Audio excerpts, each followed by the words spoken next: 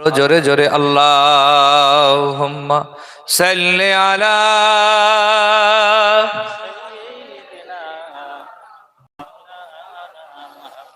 ওয়া আলা আলি সাইয়্যিদিনা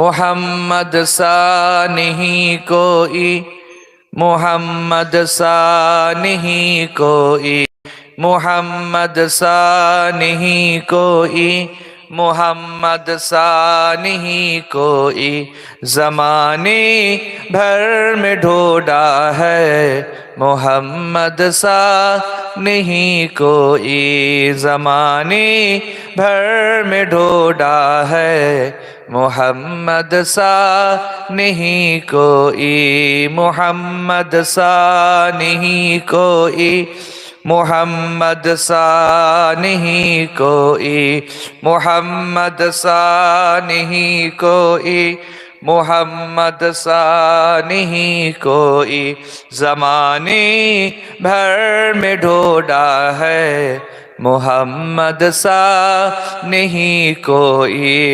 अल्लाहुम्मा सल्ली अला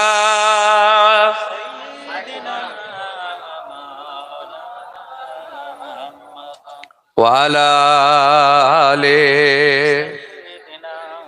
বেশ দেবেন না একদম وقال الله تعالى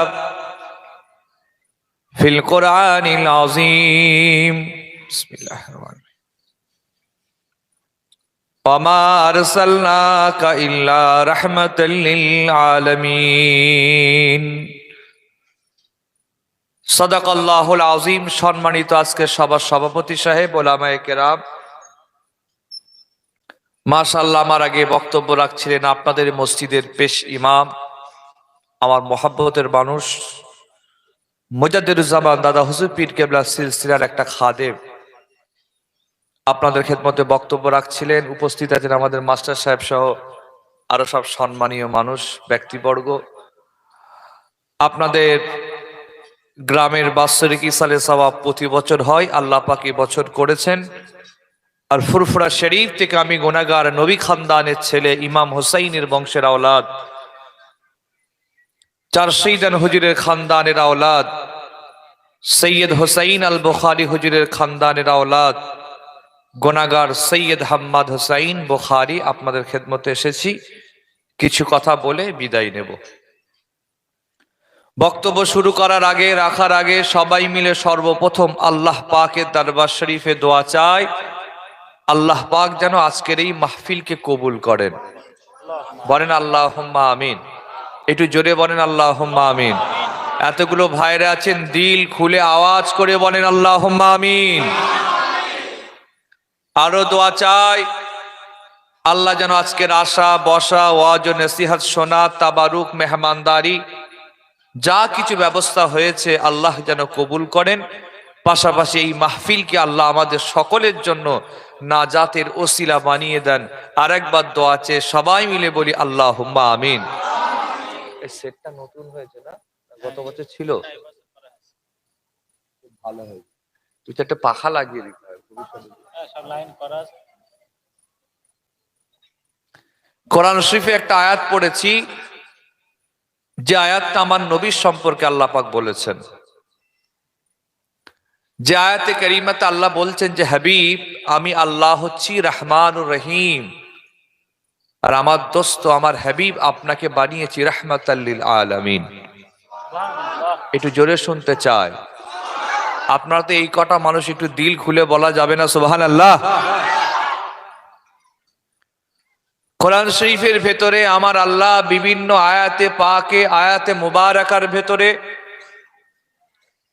আমার রাসূলের শানের কথা আলোচনা করেছেন, মাকামের কথা আলোচনা করেছেন, সম্মানের কথা আলোচনা করেছেন, ইজ্জতের কথা আলোচনা করেছেন।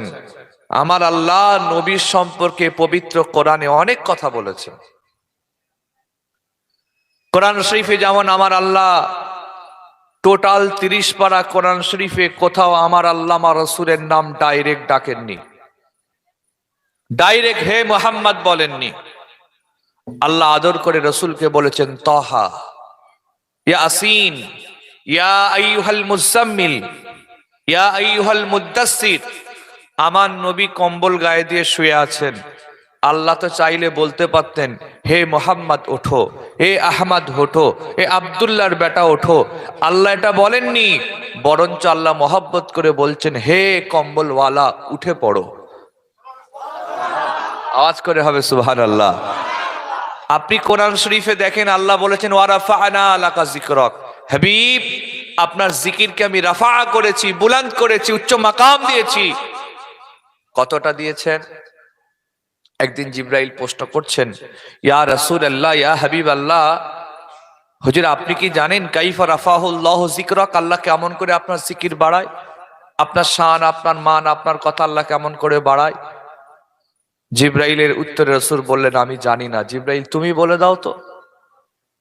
জিবরাইল আমিন বলেছেন, ইয়া রাসূলুল্লাহ, ইয়া হাবিবাল্লাহ, আল্লাহ আপনার জিকিরকে, আলোচনাকে, মাকামকে, শানকে, সম্মানকে এইভাবে বাড়ান যেখানে আল্লাহ নিজের কথা বলেন, তারপরে তার হাবিব মুস্তাফার কথা আল্লাহ বলে দেন।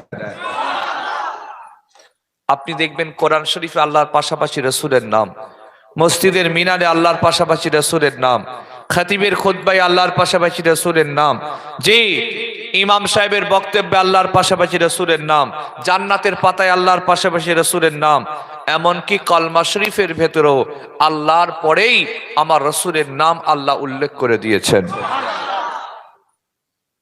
সেই রাসূলকে আমাদের সমাজে কিছু মানুষ আমাদের মতো বানাতে চায়, ছোট করতে চায়, মরে গেছে পচে গেছে বলতে চায়, সেই রসুলকে ইজ্জত কমাতে চায়, সম্মান কমাতে চায়, কমিয়ে কমিয়ে তারা আমার নবীকে আমাদের মতো বানাতে চায়। একই কোরআন 30 পারা, সেই কোরআনে কিছু মানুষ আছে নবীকে ছোট করার জন্য কোরআন খোঁজে, তালাশ করে কোন আয়াত আছে, কোন ইবারত আছে, কোথায় আল্লাহ কি বলেছেন। সেই কোরআনে কিছু মানুষ খোঁজে কোথা আল্লাহ নবীর শানের কথা বলেছেন, মাকামের কথা বলেছেন, ইজ্জতের কথা বলেছেন, কোথা আল্লাহ নবীর কথা বেশি বেশি বলেছেন, সেই কোরআনেই খোঁজে লোক। দুশ্রেণীর লোক বর্তমানে আছে, কেউ নবীকে আমাদের মতো বানাতে চায়, আর কেউ রসুলকে আমাদের মতো নয় বলতে চায় রসুল হচ্ছেন এই রকম, জানার মর্যাদা আল্লাহর পরে আল্লাহ নসিব করে দিয়েছেন। হুজুরের মর্যাদা কার পরে? সবাই মিলে বলেন। আমার কথা বোঝা যাচ্ছে তো নাকি? আওয়াজ শুনতে পাচ্ছেন তো? বলেন, রাসূলুল্লাহর মর্যাদা কার পরে? আল্লাহর পরে। আপনি গোটা 30 পারা কোরআন খুলে দেখেন, গোটা 30 পারা কোরআন শরীফ খোলেন, আপনি দেখবেন আমার আল্লাহ পাক আগের জামানার নবীদের ওপরে সব বিভিন্ন আসমানি কিতাব দিয়েছেন। মুসা নবীকে দিয়েছেন,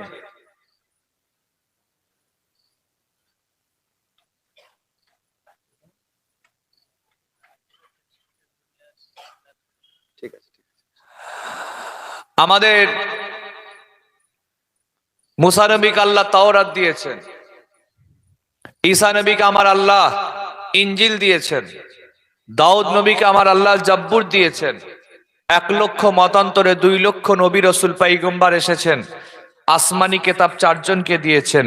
100 আমার ঠিক মনে পড়ছে না, যত সম্ভব 106 জনকে আমার আল্লাহ সহিফা দিয়েছেন। কিন্তু আল্লাহ কাউকে, সবাইকে বলেছে, হে মুসা তাওরাত দরকার আমার কাছে এসো, ইনজিল দরকার আমার কাছে এসো, জব্বুর দরকার আমার কাছে এসো, আমার সাথে কথা বলবে আমার কাছে এসো, আমার সাথে প্রয়োজন আমার কাছে এসো। কিন্তু আল্লাহ আমার রসুলের কথাই বলেছেন, জিব্রাইল আমার রসুল তোমার যেখানে আছে তুমি আমার কোরআন নিয়ে সেখানে চলে যাবে। এটা আওয়াজটা জোরে হবে না? আল্লাহ আমার নবীকে এরকম শান, এরকম মান দিয়েছেন। ভাই আরেকটু লাগবে, বেশ আপনি আরো কাটেন, আমার এই ঠান্ডা লেগে গেছে ওই জন্য কাটাচ্ছি, পুরো জিরো করে দেন। ভয় নেই, বেশি চিল্লাবো না, টেনশন করবেন না, পুরো জিরো করেন। আর একটু টাউন, আমার একটু টোন লাগবে। আল্লাহ আমার নবীর শান, নবীর মান, নবীর মাকাম এরকম বাড়িয়েছেন। আমার আল্লাহ বলেছে, এ জিবরাইল, আমার নবী মক্কায়, তুমি কোরআন নিয়ে যাবে মক্কায়। আমার নবী মদিনায়, তুমি কোরআন নিয়ে চলে যাবে মদিনায়। আমার নবী বদরে, তুমি কোরআন নিয়ে যাবে বদরে। আমার নবী ওহদে, তুমি কোরআন নিয়ে যাবে ওহদে। আমার নবী ঘরে শুয়ে আরাম করছেন, তুমি কোরআন নিয়ে যাবে ঘরে। আমার নবী গারে হিরায়, তুমি কোরআন নিয়ে যাবে গারে হিরায়। আমার নবী গারে সুরে, তুমি কোরআন নিয়ে যাবে গারে সুরে। এ জিবরাইল, আমার নবী যেখানে, তুমি কোরআন নিয়ে চলে যাবে সেখানে। একটু জোরে হবে না? আমার দিল ভরছে, আর একটু জোরে শুনতে চাই। আমার কথা বুঝতে পারছেন তো নাকি? আচ্ছা, সেই কোরআন আমাদের ঘরে আছে না নাই? সবাই মিলে বলেন, আছে না নাই? কোরআন শরীফ আছে, কিন্তু কোরআন পড়ার লোক আছে না গেছে? এখানে কারা কারা কোরআন শরীফ পড়তে পারেন হাত তোলেন তো দেখি।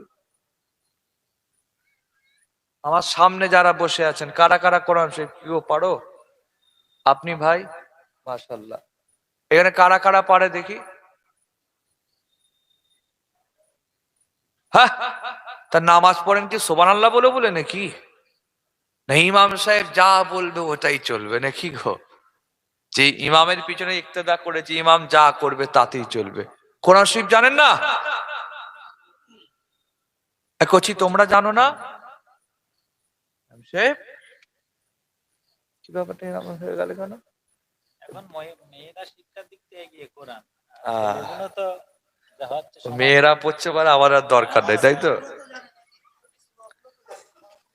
ভাইরা আমার শোনেন, আপনারা আমার কথা রাগ করছেন নাকি? কোরআন শরীফ শিখেন। আমি আমার ভাইয়ের মতো মাশাআল্লাহ খুব মহব্বত করে, সপ্তাহে একটা দিন আপনারা সময় দিতে পারবেন? বল ইনশাআল্লাহ। সপ্তাহে একটা দিন, রোজ দিতে হবে না, নিজেরাই ঠিক করবেন। আসর পড়ে হোক, মাগরিব পড়ে হোক, এশা পড়ে হোক, আপনারা ইমাম সাহেবের কাছে আধা ঘন্টা, 30 মিনিট, অনলি 30 মিনিট সময় দেন। কোরআন শরীফ শিখবেন, উজু শিখবেন, তায়াম্মুম শিখবেন, তাহাজ্জুদ শিখবেন। যে ফরজ গোসল শিখার দরকার আছে না নাই? আপনি যদি ফরজ গোসলের সিস্টেম না জানেন, আর সিস্টেম না জেনে যদি গোসল করেন, আপনি পাক না নাপাক? নাপাক অবস্থায় নামাজ, রোজা, তসবিহ, জেকের ফেকের, বুঝতে পারছেন তো?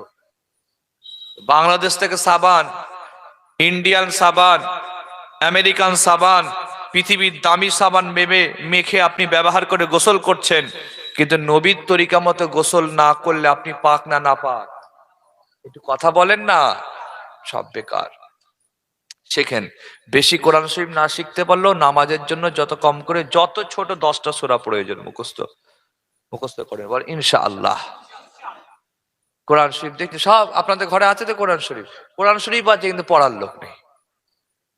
আমাদের ছেলেদের অভ্যাস খারাপ যে ও মেয়েরা পড়বে। মা বোনেরা অনেকে আছে পড়েন, কিন্তু ছেলেদের ও মেয়েরা পড়ছে ওতেই যথেষ্ট, আমাদের পড়ার দরকার নেই। কিয়ামতের দিনেতে আপনার স্ত্রী আপনার কাজে আসবে না, চিনবেই না আপনাকে। চিনবেন ও আপনার মেয়েও চিনবে না, স্ত্রীও চিনবে না, স্বামীও চিনবে না, মাও চিনবে না, বাপও চিনবে না, কেউ চিনবে না আপনাকে আমাকে। সব নাফসি নাফসি করবে, আমারটা আমাকেই জবাব দিতে হবে। এই যে কবরে আমি পীর সাহেবের ছেলে বলে স্পেশাল ব্যাপার আছে নাকি? আমার বাপ দাদার এসে আমাকে বাঁচাবে, কোনো কথা হবে না। আমি যদি মনে করি আমি হচ্ছি ইমাম হোসাইনের বংশের বাচ্চা, আমি হচ্ছি ফুরফুরাশির প্রতিষ্ঠাতা হোসেন বুখারী হুজুরের বংশের বাচ্চা, আমি হচ্ছি চাষিদার হুজুরের বংশের বাচ্চা, আমার কিছু করতে হবে না, হুজুরগুলো ধরে নিয়ে যাবে, হবে নাকি? অত সহজ নয় রে বাবা। আমাদের মতো হুজুরদের আরো বেশি প্রশ্ন করবে। তাই আপনাদের বলে যাচ্ছি, আল্লামা নবীকে কি শান আর মাকাম দিয়েছে, এটা বলে শেষ করা তো যাবে না।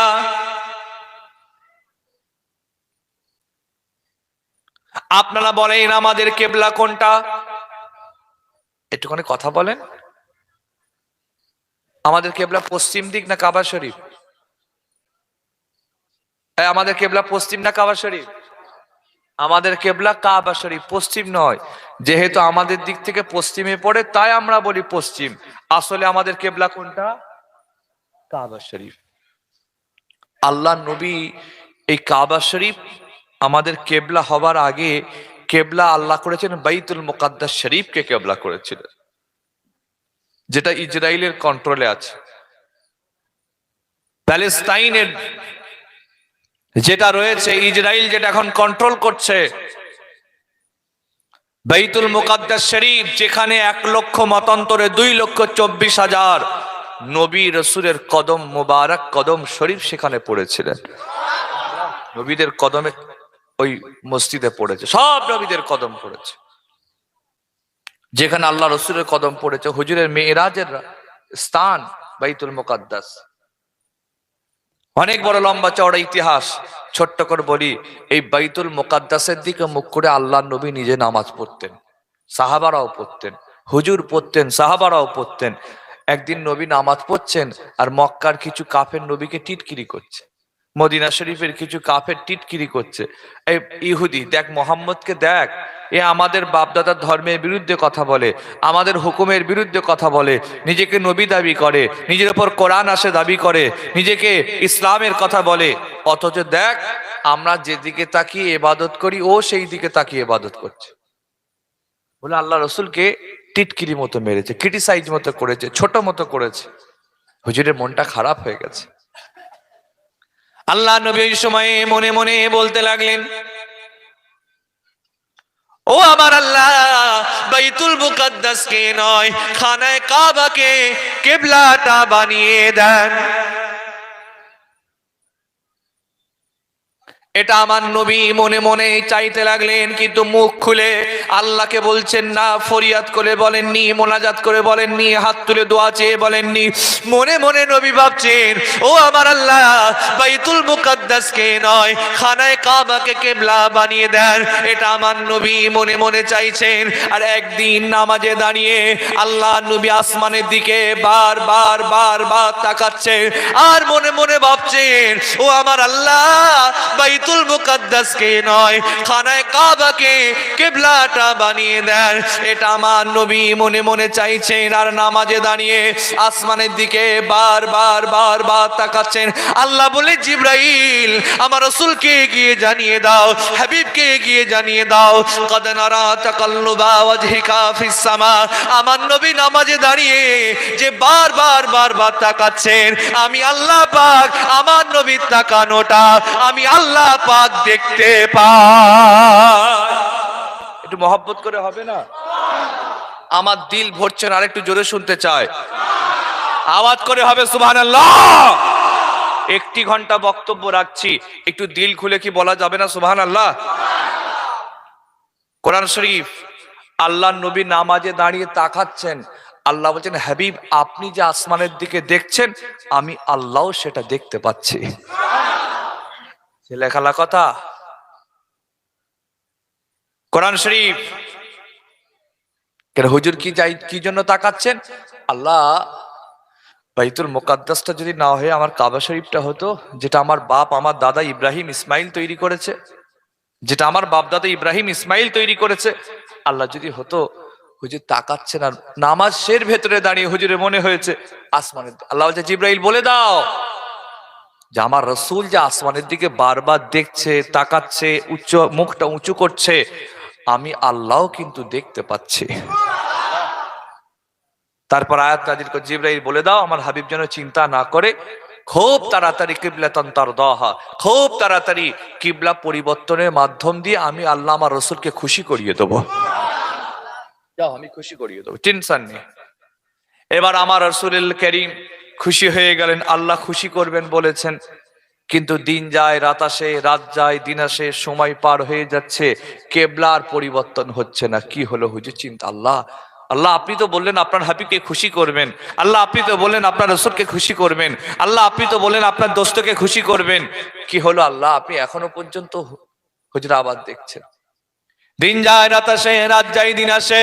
একদিন আমার নবী মসজিদে বানু সালমা এলাকায় আসর কিংবা জোহরের নামাজ আমার নবী ইমামতিতে দাঁড়িয়ে গিয়েছে, বাইতুল মুকাদ্দাসের দিকে তাকিয়ে নামাজ পড়ছে। আল্লাহ নবী ইমামতির জায়গায় দাঁড়িয়ে, আমার নবীর পিছনে আবু বকর দাঁড়িয়ে, আমার নবীর পিছনে বেলাল দাঁড়িয়ে, আমার নবীর পিছনে আমার নবীর সাহাবারা দাঁড়িয়ে। আল্লাহ নবী বাইতুল মুকাদ্দাসের দিকে তাকিয়ে তাকিয়ে মুখ করে 2 রাকাত নামাজ কমপ্লিট করে বসলেন। এবার বাকি 2 রাকাত পড়বেন। আল্লাহ বলে, জিবরাইল, আমার রাসূলকে এগিয়ে জানিয়ে দাও, হাবিবকে এগিয়ে জানিয়ে দাও, আমি আল্লাহ নবীর দোয়া, নবীর তামান্না, নবীর মনের চাহিদা, আমার দোস্তের মনের তামান্নাকে কবুল করে নিয়ে বাইতুল মুকাদ্দাসকে নয়, খানায়ে কাবাকে কিবলাটা বানিয়ে দিলাম। একটু মহব্বত করে হবে না? হুজুর 2 রাকাত নামাজ বাইতুল মুকাদ্দাসের দিকে মুখ করে পড়েছেন, বাকি 2 রাকাত নামাজ আল্লাহ পাকের কাবা শরীফের দিকে মুখ করে পড়েছিলেন। হুজুর নামাজ শেষ করলেন, সালাম ফিরে প্রশ্ন করছেন, এই আবু বকর ঘুরলে কেন? আল্লাহ নবী এই দিকে মুখ করে নামাজ, আমার দিকে তাকান, হুজুর এই দিকে মুখ করে নামাজ পড়েছেন 2 রাকাত। আয়াত নাজিল হয়ে গেল, হুজুর নামাজের মধ্যেই ঘুরে গেছেন, ঘুরে এই দিকে দাঁড়িয়ে এই দিকে মুখ করেছে। আল্লাহ রসুলও ঘুরে গেছেন, সাহাবারাও সব হুজুরের পিছন পিছন ঘুরে গেছে। নামাজ শেষ, হুজুর জিজ্ঞেস করছেন, আবু বকর সাহাবারা ঘুরলে কেন? এ আবু বকর কেন ঘুরলে? বেলাল কেন ঘুরলে? ওসমান কেন ঘুরলে? আলী কেন ঘুরলে? আমি তো তোমাদের ঘোরার কথা বলি নাই। সাহাবারা জবাব দিয়েছেন, ইয়া রাসূলুল্লাহ, কেন ঘুরেছি জানি না, আপনি ঘুরেছেন তাই আমরাও ঘুরে গেলাম। মানে আজকে আপনাদের মসজিদ ইমাম সাহেব পশ্চিম দিকে মুখ করে নামাজ পড়াইতো না পূর্ব দিকে? পশ্চিম দিকে না পূর্ব দিকে? ধরেন পশ্চিম দিকে মুখ করে নামাজ পড়ছে, আসরের নামাজ 2 রাকাত পশ্চিম দিকে করেছে, আর বাকি 2 রাকাত পূর্ব দিকে যদি করে, ওই ইমাম সাহেবের চাকরি থাকবে না যাবে? ওই ইমাম হাঁটাও। এই সমাজে সব থেকে বেশি নির্যাতিত, নিপীড়িত, কষ্টে যে যারা থাকে তারা হচ্ছে ইমাম আর মুয়াজ্জিন। মসজিদে ময়লা কেন? ইমাম সাহেবকে ঝাড়। মসজিদে ধুলো কেন? মুসল্লি। এই ঠিক বলছি না ভুল বলছি গো? আজান 1 মিনিট দেরি হলো কেন? ঝাড়। যে নামাজ পড়ে না সেও এসে কথা শুনিয়ে চলে যাচ্ছে। ইমাম সাহেব মুয়াজ্জিনদের কিছু কিছু লোক এত যার কথা বলে, অথচ তারা শুক্রবারেও মসজিদে আসে না, জুমার দিনেও আসে না, কিন্তু ইমাম সাহেবকে ঝাড় ফাটিয়ে ফেলে মাথা নিচু করে আল্লাহ বিল্লাহ করে চালাচ্ছে। ঠিক বলছি না ভুল বলছি গো? এখনকার ইমাম সাহেবদের মাইনে কত? 5,000, 6,000, 7-8 হাজার টাকা। আপনাকে কত দেয় আমি জানি না, কিন্তু এরকম যারা আছে 5-6 হাজার, 7,000, যদি কিছু বলে আবার ওর ইমামতিতে আবার কত লাগবে। আর বেশি কিছু বলে ইমাম সাহেবদের উপর আল্লাহ রহমত আছে, ওদের বরকত আছে। উল্টা ওর সুরায় শুনেছেন না শোনেননি? বলে না বলে না, এই ইমামদের উপরে বরকত আছে, ওতেই হয়ে যাবে, চিন্তা নেই। তাসরের ফরজ নামাজ কিংবা জোহরের নামাজ হুজুর পড়েছেন, আল্লাহ আমার রসুলের মনের দোয়াও কবুল করে নি, বলেন সুবহানাল্লাহ। আচ্ছা বলেন তো, আসরের ফরজ নামাজ কয় রাকাত? এই কথা বলে না। ঠিক কোচি ঠিক বলেছে? আপনারা পিছন দিকে ছেলেগুলো বলেন ক রাকাত? আসরের ফরজ নামাজ 4 রাকাত। এই কয় রাকাত?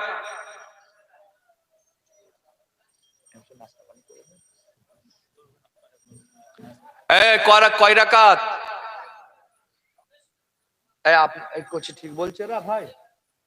হ্যাঁ 4 রাকাত ঠিক বলেছেন। তাহলে বলুন ভাইজান, আরে আরে বাবা, ভাতের চাল টিপে দেখছি ঠিকঠাক আছে কিনা। অনেকদিন আগে একটা জলসায় আপনি নাস্তা করে চলে আসেন, হুজুরের বসবে। পিন্টু ভাই, একটা সিলিঞ্চি লাগবে আমার।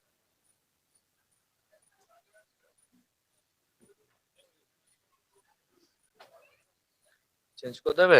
একবার দরুদ শরীফ পড়েন, আল্লাহুম্মা। আমি এটা কথা বলি তো।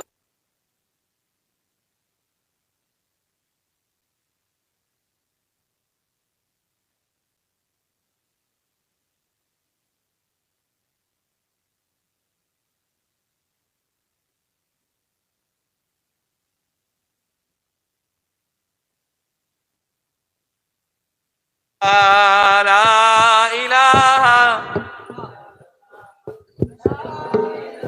একটুখানি দেন, একটু দেন, এটা ঘুরে আরো বেশি কানে লাগবে। দরুদ শরীফ, আল্লাহুম্মা সাল্লি আলা।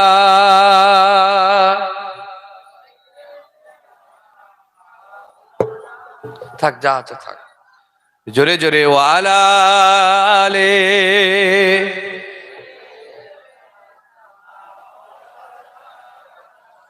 তাহলে আসরের ফরজ নামাজ কয় রাকাত? সবাই মিলে বলেন। আওয়াজ করে বলেন। 4 রাকাত। আমি অনেকদিন আগে একটা হাওড়া জেলায় জলসায় গিয়েছিলাম, প্রশ্ন করলাম ক রাকাত, বললো 4। দ্যাট জানে না, ভুল ভাল বলছে। প্রথমবার সবাই বলেছে যে একটা হাঁকার মেরেছে, অর্ধেক কমে গেছে। আপনাদের যেমন দ্বারা যেই বলেছি টেনশন, এই ওর দিকে তাকাচ্ছে, ওর দিকে তাকাচ্ছে, যেই হাঁকার মেরেছে অর্ধেক। এই কয় রাকাত? 4। দ্যাট খামাখাই জানে না। এরকম 2-3টে হাঁকার টাকার মারতে একজন বলছে ভাইজান ভুল হয়ে গেছে, মনে হচ্ছে 5 রাকাত। হ্যাঁ, মানে কত তেজের নামাজি। ঠিক আছে, তা এদিকে তাকাননি ভাই, মানে কত তেজের নামাজি বোঝা গেল। কি বলেন আপনারা? ভাতের একটা চাল টিপলেই বুঝে যাচ্ছে। ভাই আপনাদের হাত জোর করছি, নামাজ কাজা করবেন না। একটা ছোট্ট প্রশ্ন করি আপনাদের, নামাজ ফরজ ক ওয়াক্ত? 5 ওয়াক্ত, 4 নয়, 5 ওয়াক্ত ফরজ। কত ওয়াক্তের ফরজ? একটু কথা বলে না। 5 ওয়াক্ত। এই 5 ওয়াক্তের শুধুমাত্র ফরজ নামাজ, সুন্নত নয়, নফল নয়, কত মিনিট সময় লাগতে পারে আন্দাজ? 5 ওয়াক্তের ফরজ নামাজ পড়তে সব থেকে কম কত সময় লাগতে পারে? শুধুমাত্র ফরজ, সুন্নত সুন্নত নয়। 5 5 25, আধা ঘন্টা, 30 মিনিট।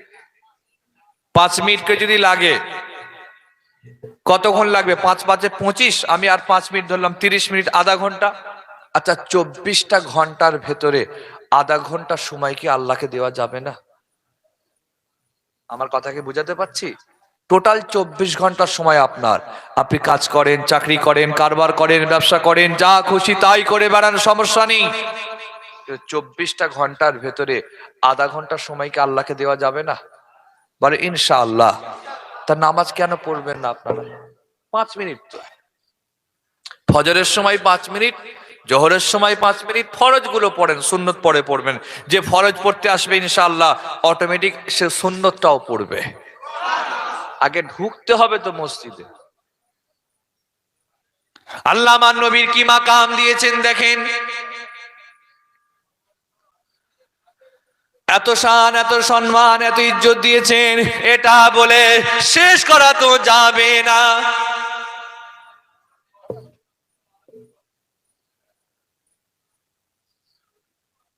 আল্লাহ আমার নবীর এরকম মাকাম দিয়েছেন যে তার দোহা এর ব্যাখ্যায় মুহাদ্দিসিন মুফাসসিরিনরা বলেছেন আল্লাহ আমার নবীকে এরকম মান, এরকম শান, এরকম সম্মান আল্লাহ এরকম দিয়ে দিয়েছেন। আল্লাহ পাক আমার নবীকে বলে দিয়েছে, এ নবী আপনি যেটা চান আমি আল্লাহ সেটা চাই, আপনি যাতে রাজি আমি আল্লাহ তাতে রাজি। আল্লাহ পাক বাবা আদমকে বলেছিলেন, এ আদম তুমি জান্নাত থেকে চলে যাও। আদম নবী বলেছিলেন, আল্লাহ আপনি যেটা চান আমি আদম সেটা চাই, আল্লাহ আপনি যাতে রাজি আমি আদম তাতে রাজি। আল্লাহ পাক নূহ নবীকে বলেছিল, এই নূহ আমি আল্লাহ প্লাবন দেব, বন্যা দেব, যে বন্যায় যে প্লাবনে তোমার সন্তান তোমার সামনে পানিতে ডুবে মারা যাবে, তুমি বাঁচাতে পারবে না। নূহ নবী বলেছিলেন, আল্লাহ আপনি যেটা চান আমি নূহ সেটা চাই, আল্লাহ আপনি যাতে রাজি আমি নূহ তাতে রাজি। আল্লাহ পাক মুসা নবীকে বলেছিল, এ মুসা আমি আল্লাহ তোমার জিহ্বাটা তুতলা বানিয়ে দেব, আমি আল্লাহ তোমাকে ফেরাউনের মাধ্যমে পরীক্ষা করব। মুসা নবী বলেছিলেন, আল্লাহ আপনি যেটা চান আমি মুসা সেটা চাই, আল্লাহ আপনি যাতে রাজি আমি মুসা তাতে রাজি। আমার আল্লাহ পাক ইব্রাহিমকে বলেছিলেন, এই ইব্রাহিম নমরুদ তোমাকে আগুনে ফেলে দেবে, আমি আল্লাহ পরীক্ষা করব। ইব্রাহিম নবী বলেছিলেন, আল্লাহ আপনি যেটা চান আমি ইব্রাহিম সেটা চাই, আল্লাহ আপনি যাতে রাজি আমি ইব্রাহিম তাতে রাজি। সমস্ত নবীরা রাসূলরা আল্লাহকে বলেছিলেন, আল্লাহ আপনি যেটা চান আমরা সেটা চাই, আপনি যাতে রাজি আমরা তাতে রাজি। কিন্তু আল্লাহ আমার নবীকে বলেছিলেন, হাবিব আপনি যাতে রাজি আমি আল্লাহ তাতে রাজি। একটু জোরে বলবেন না? একটু জোরে বলবেন না? মহব্বতে তাকবীর দেবেন না? নারায়ে তাকবীর। একটু জোরে দেন না, নারায়ে তাকবীর। যে হাবিব আপনি যাতে খুশি আমি আল্লাহ তাতে খুশি। কি হুজুরের মাকাম, কি রাসূলুল্লাহকে আল্লাহ মাকাম দিয়েছে। আল্লাহ বলে যে হাবিব আপনি যেটা চান আপনি যাতে রাজি আমিও তাতে রাজি। হুজুর যেটা চেয়েছেন কেমন চেয়েছেন দেখেন, আল্লাহ কবুল করেছেন। এই কষ্ট হচ্ছে নাকি আপনাদের? আমার আজ খারাপ লাগছে? তাই একটু মন দিয়ে এসো, আমি একটা বিষয় আলোচনা করছি, হুজুরের শান মান মাকামের কথা বলছি। শোনেন, আল্লাহ আমার নবীর দোয়া কেমন কবুল করেছেন দেখেন। আগেকার জামানার আপনারা হয়তো জানেন, নিয়ম ছিল, বিশেষ করে বানি ইসরাইল কওমের জামানায় নিয়ম ছিল, শরীরে কোথাও নাপাক লেগে গেলে ওই জায়গাটা পাক করার জন্য চেঁচে ফেলতে হতো। শুনেছেন নাকি এটা? চেঁচে ধুলে হতো না। শরীরে কোথাও নাপাক লেগে গেলে পাক করার জন্য চেঁচে ফেলতে হতো, চেঁচে। কিন্তু আল্লাহর রসুল, আমাদের রসুল, উম্মতের দয়ার রসুল, উম্মতের মায়ার রসুল, উম্মত দরদি প্রেমিক রসুল আমার, আল্লাহ দরবার শরীফ কাঁদছেন, আল্লাহ আমার উম্মত লাজুক, আমার উম্মত দুর্বল, আমার উম্মত কমজোর, আল্লাহ এরা কঠিন নিয়ম পালন করতে পারবে না, আল্লাহ এত কঠিন আইন এরা পালন করতে পারবে না, এত কঠিন সিস্টেম এরা মানতে পারবে না, আল্লাহ আপনার রসুল চাইছি একটু সহজ করে দেন, একটু সিম্পল করে দেন, একটু নরম করে দেন, একটু নরমাল হুকুম করে দেন। হুজুর কাঁদছেন ঝরঝর করে। আল্লাহ বলছেন, হাবিব আপনি কাঁদবেন না, আপনি টেনশন করবেন না, আপনি যেটা চান আমি আল্লাহ সেটা চাই, আপনি যাতে খুশি আমি আল্লাহ তাতে খুশি। যান, নিয়মটা সহজ করে দিলাম, আর চেঁচে ফেলতে হবে না। নাপাক লেগে যাওয়া অংশ যদি কেউ বিসমিল্লাহ বলে ধুয়ে নেয়, আমি আল্লাহ পাক বলে ঘোষণা করে দিলাম। আচ্ছা আপনারা নিজেরা বলেন, যদি আগের জামানার নিয়মটা থাকতো, যারা পিশাব করে পানি নেয় না, কি হতো বলেন? হ্যাঁ কি গো, হ্যাঁ খুঁজে পাওয়া যেত? হ্যাঁ ভাই, আসসালাম ভাই, আমি জলসা করছি।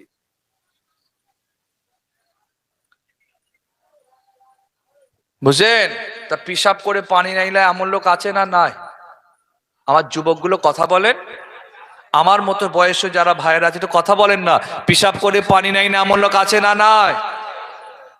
ওহ, দাঁড়িয়ে পিশাব করছে, পিশাব করে পানি নাই না। আমার আব্বাজান বলেন, কুকুর তো তাও ঠ্যাং তুলে মোতেরা তাও হাত তোলে না, ঠ্যাংও তোলে না। রাসূল করিম বারবার বলে গেলেন, লা তাবুলু কায়েমান, দাঁড়িয়ে পেশাব করবে না। লা তাস্তাকবিলুল কিবলাতা ওয়ালা তাস্তাদবিরুহা, খবরদার খানে কাবা পশ্চিম দিকে মুখ করে পিছন করে পেশাব পায়খানা করা যাবে না। হুজুর বলেছেন পানিতে পেশাব করবে না। রাসূলুল্লাহ বার বলে গেলেন। আমরা উম্মত হুজুরকে ভালোবাসার কথা বলি, মোহাব্বতের কথা বলি, প্রেমের কথা বলি, যে রাসূলুল্লাহর জন্য জীবন দিবার কথা বলি, কিন্তু হুজুরের কথা মানের দলে আমরা নেই, ঠিক না বে ঠিক? ওই দলে ফুরফুরা শরীফে আমি নিজে চোখে দেখেছি, কিছু কিছু লোক ফুরফুরা শরীফে জিয়ারত করতে যাচ্ছে, দাদা হুজুরের মাজারে ঢুকেছে, পেশাব করে পানি নাই। অনেককে দেখেছি। যেমন আপনারা হয়তো খেয়াল করলে দেখবেন, ফুরফুরা শরীফে ঢোকার আগে উজল পুকুর একটা এন্ট্রি গেট আছে না, রেহেল গেট, ঠিক বলছি না ভুল বলছি গো? ওই রেহেল গেট, যেটা উজল পুকুরে রেহেল গেট আছে পেট্রোল পাম্পের গায়ে, তা ওই রেহেল গেটটা আগে দেখবেন বড় ফাঁকা মাঠ আছে, ফাঁকা বিশাল বড় মাঠ। ফুরফুরা শরীফের দিকে যত গাড়ি যায় তার 70% গাড়ি ওখানে দাঁড়ায় পেশাব করার জন্য। ফুরফুরা শরীফে ঢোকার আগে একটু ক্লিয়ার করে দিই। হ্যাঁ, আমি নিজে দেখেছি ম্যাটাটোর দাঁড়িয়েছে, ম্যাটাটোকে নিয়ে হুড় করে ছেলে মেয়ে কচি বুড়ো হুড় করে নামছে। হেই কাছে নামলো, ফাঁকা মাঠে পানি পাবে কোথা? ঠিক বলছি না ভুল বলছি? কি করলো আল্লাহ জানে, ইট ফিট নিল নাকি আল্লাহ জানে, ওই অবস্থায় উঠে পড়লো। যত ফুরফুরা শরীফের দাদা হুজুরের মাজারের কাছে যাচ্ছে তত জোশ বেড়ে যাচ্ছে, তকবীর, আর আল্লাহু আকবার, দাদা জান দিয়ে দেবে একদম। ওই অবস্থায় হুড় করতে গেল দাদা হুজুরের মাজারে, গেল 5 মিনিট। আমি এই কথাটা প্রায় বলি সব জায়গায়, এখান থেকে আপনারা 1000, 1500, 2000, 3000, 5000 টাকা খরচা করে ফুরফুরা শরীফে যাচ্ছেন, আর দাদা হুজুরের মাজারে 5 মিনিট থাকবেন? আপনি তো সময় দেখবেন। আপনি যদি দুনিয়ার কারোর থেকে একটা সামান্য সই নিতে চান, একটা পঞ্চায়েতের প্রধানের কাছে সই নিতে গেলেই সঙ্গে সঙ্গে দিয়ে দেয়? একটু জোরে বলে না দেয়? পঞ্চায়েতের প্রধানের বাদ দেন, মেম্বার, একটা মেম্বার তার মাইনে কত? 3 থেকে 5000 টাকা। একটা প্রধান মাইনে কত? 5-7 হাজার, 8 হাজার টাকা। তার থেকে বেশি আমি আর বলছি না। জনগণের সেবায় অনেক বরকত হয় তাদের। হ্যাঁ, 5-7 হাজার টাকা মাইনে। একটা শৈলীতে যাবেন, দাঁড়াও, পরে এসো, কালকে এসো, আমি এখন এখানে নেই। তা আপনি মুজাদ্দিদ জামান দাদা হুজুর কেবলার কাছে যাচ্ছে রুহানি দোয়া নিতে, গেলেই হবে নাকি? বসতে হবে, সময় দিতে হবে, মাজার শরীফে টাইম দিতে হবে। আপনি ফুরফুরা শরীফের হোসেন বুখারী হুজুরের মাজারে যাচ্ছেন, নহজুর কেবলার জীবনী পড়ে দেখবেন, নহজুর কেবলা হোসেন বুখারী হুজুরের মাজার শরীফ থেকে রুহানি ফয়েজ নেবেন বলে সারা রাত উনি ওনার মাজারে কাটিয়ে দিতেন। জোরে বলবেন না? নহজুর পীর কেবলা কে ছিলেন? যিনি মুজাদ্দিদ জামানের সাহেবজাদা ছিলেন, 4th নম্বর সাহেবজাদা। শুধু তাই নয়, আল্লাহ তাকে মাদার জাতে ওলি বানিয়েছিলেন। তারার মতো মানুষ রুহানি ফয়েজ নেবেন বলে ফুরফুরার প্রতিষ্ঠাতা সিপাহ সালার আমার পূর্বপুরুষ সৈয়দ হোসাইন আল বুখারী হুজুরের মাজার শরীফে সারা রাত কাটাতেন, সারা রাত কাটাতেন। আপনারা যাচ্ছেন হু করে, কি গো, একটু পরিবর্তন হওয়ার দরকার আছে না? না, খবরদার। এতটা আপনি যদি এখান থেকে খরচা করে আজমির শরীফে যান খাজা হুজুরের মাজার জিয়ারত করতে, আচ্ছা আপনি যাবেন মাজার জিয়ারত করে চলে আসবেন না, সেখানে কিছুক্ষণ বসবেন, একটু কথা বলে না, কিছুক্ষণ বসবেন, কিছুক্ষণ টাইম দেবেন, কিছু কোরআন শরীফ পড়লেন, কিছু খায়রাত করলেন, বা কিছু একটা খাস নিয়েতে বসে থাকলেন, তাই তো নাকি গো? আমরা কিন্তু এই নিয়মটা চেঞ্জ করতে হবে। তা খায়ের যে কথা বলতে বলতে এদিক সেদিক চলে যাচ্ছি। আল্লামা রসুলকে কিরকম মান, কিরকম মাকাম, কিরকম সম্মান, আহ শেষ করা যাবে না। তা আল্লাহ পাক রসুলকে যে হুজুর আপনি কাঁদবেন না, যান, সহজ করে দিলাম, না পাক লেগে জায়গা অংশ যদি কেউ বিসমিল্লাহ বলে ধুয়ে নেয়, আমি আল্লাহ পাক বলে ঘোষণা করে দিলাম। আবার একদিন আমার নবী কাঁদছেন, ও আমার আল্লাহ, আমার উম্মতদের হায়াত কম, 60, 70, 80, 90, 100, কিন্তু আগের জামানার নবীর উম্মতদের আল্লাহ তাআলা 600 বছর, 700 বছর, 1000 বছর বেঁচেছে।